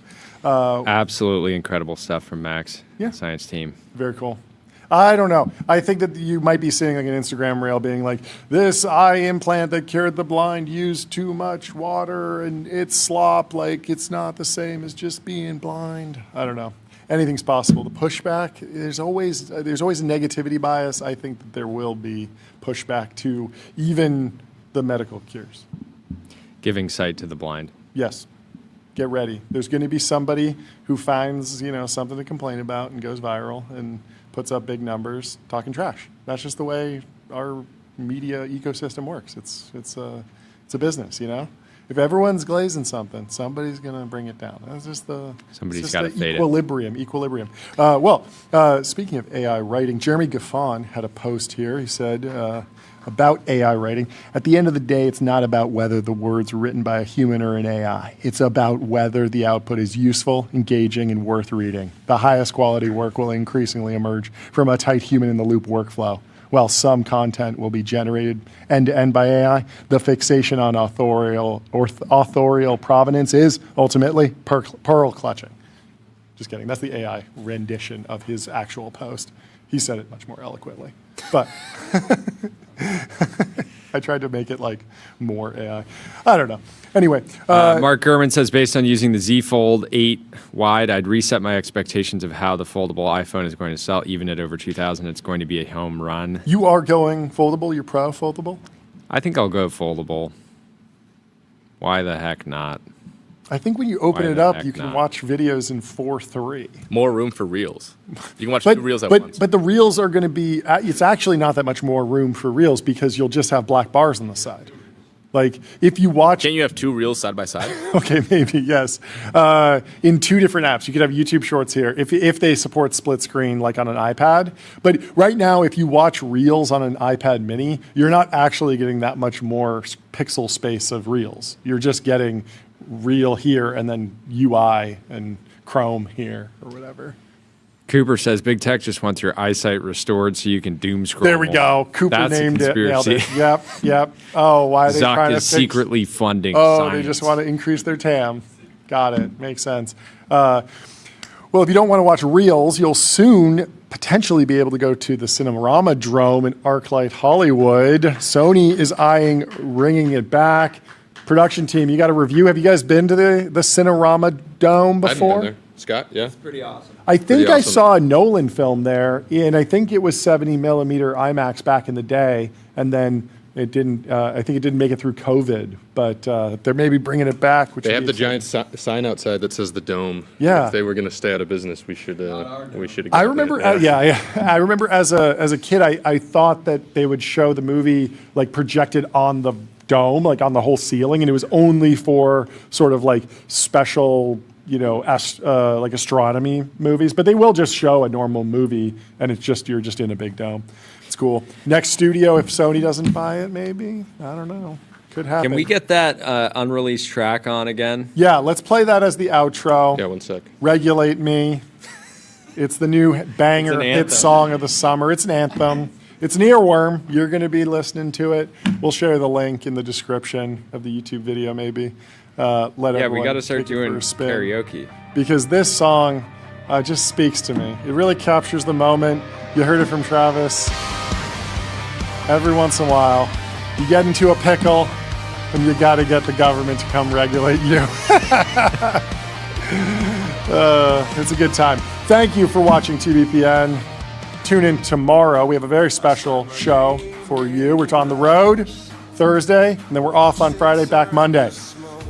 Leave us 5 stars on Apple Podcasts and Spotify. Sign up for our newsletter at tbpn.com. Let's throw a flashbang and let the audience listen to Regulate Me by Jordy Hayes and Suno. Goodbye. Flashbang out.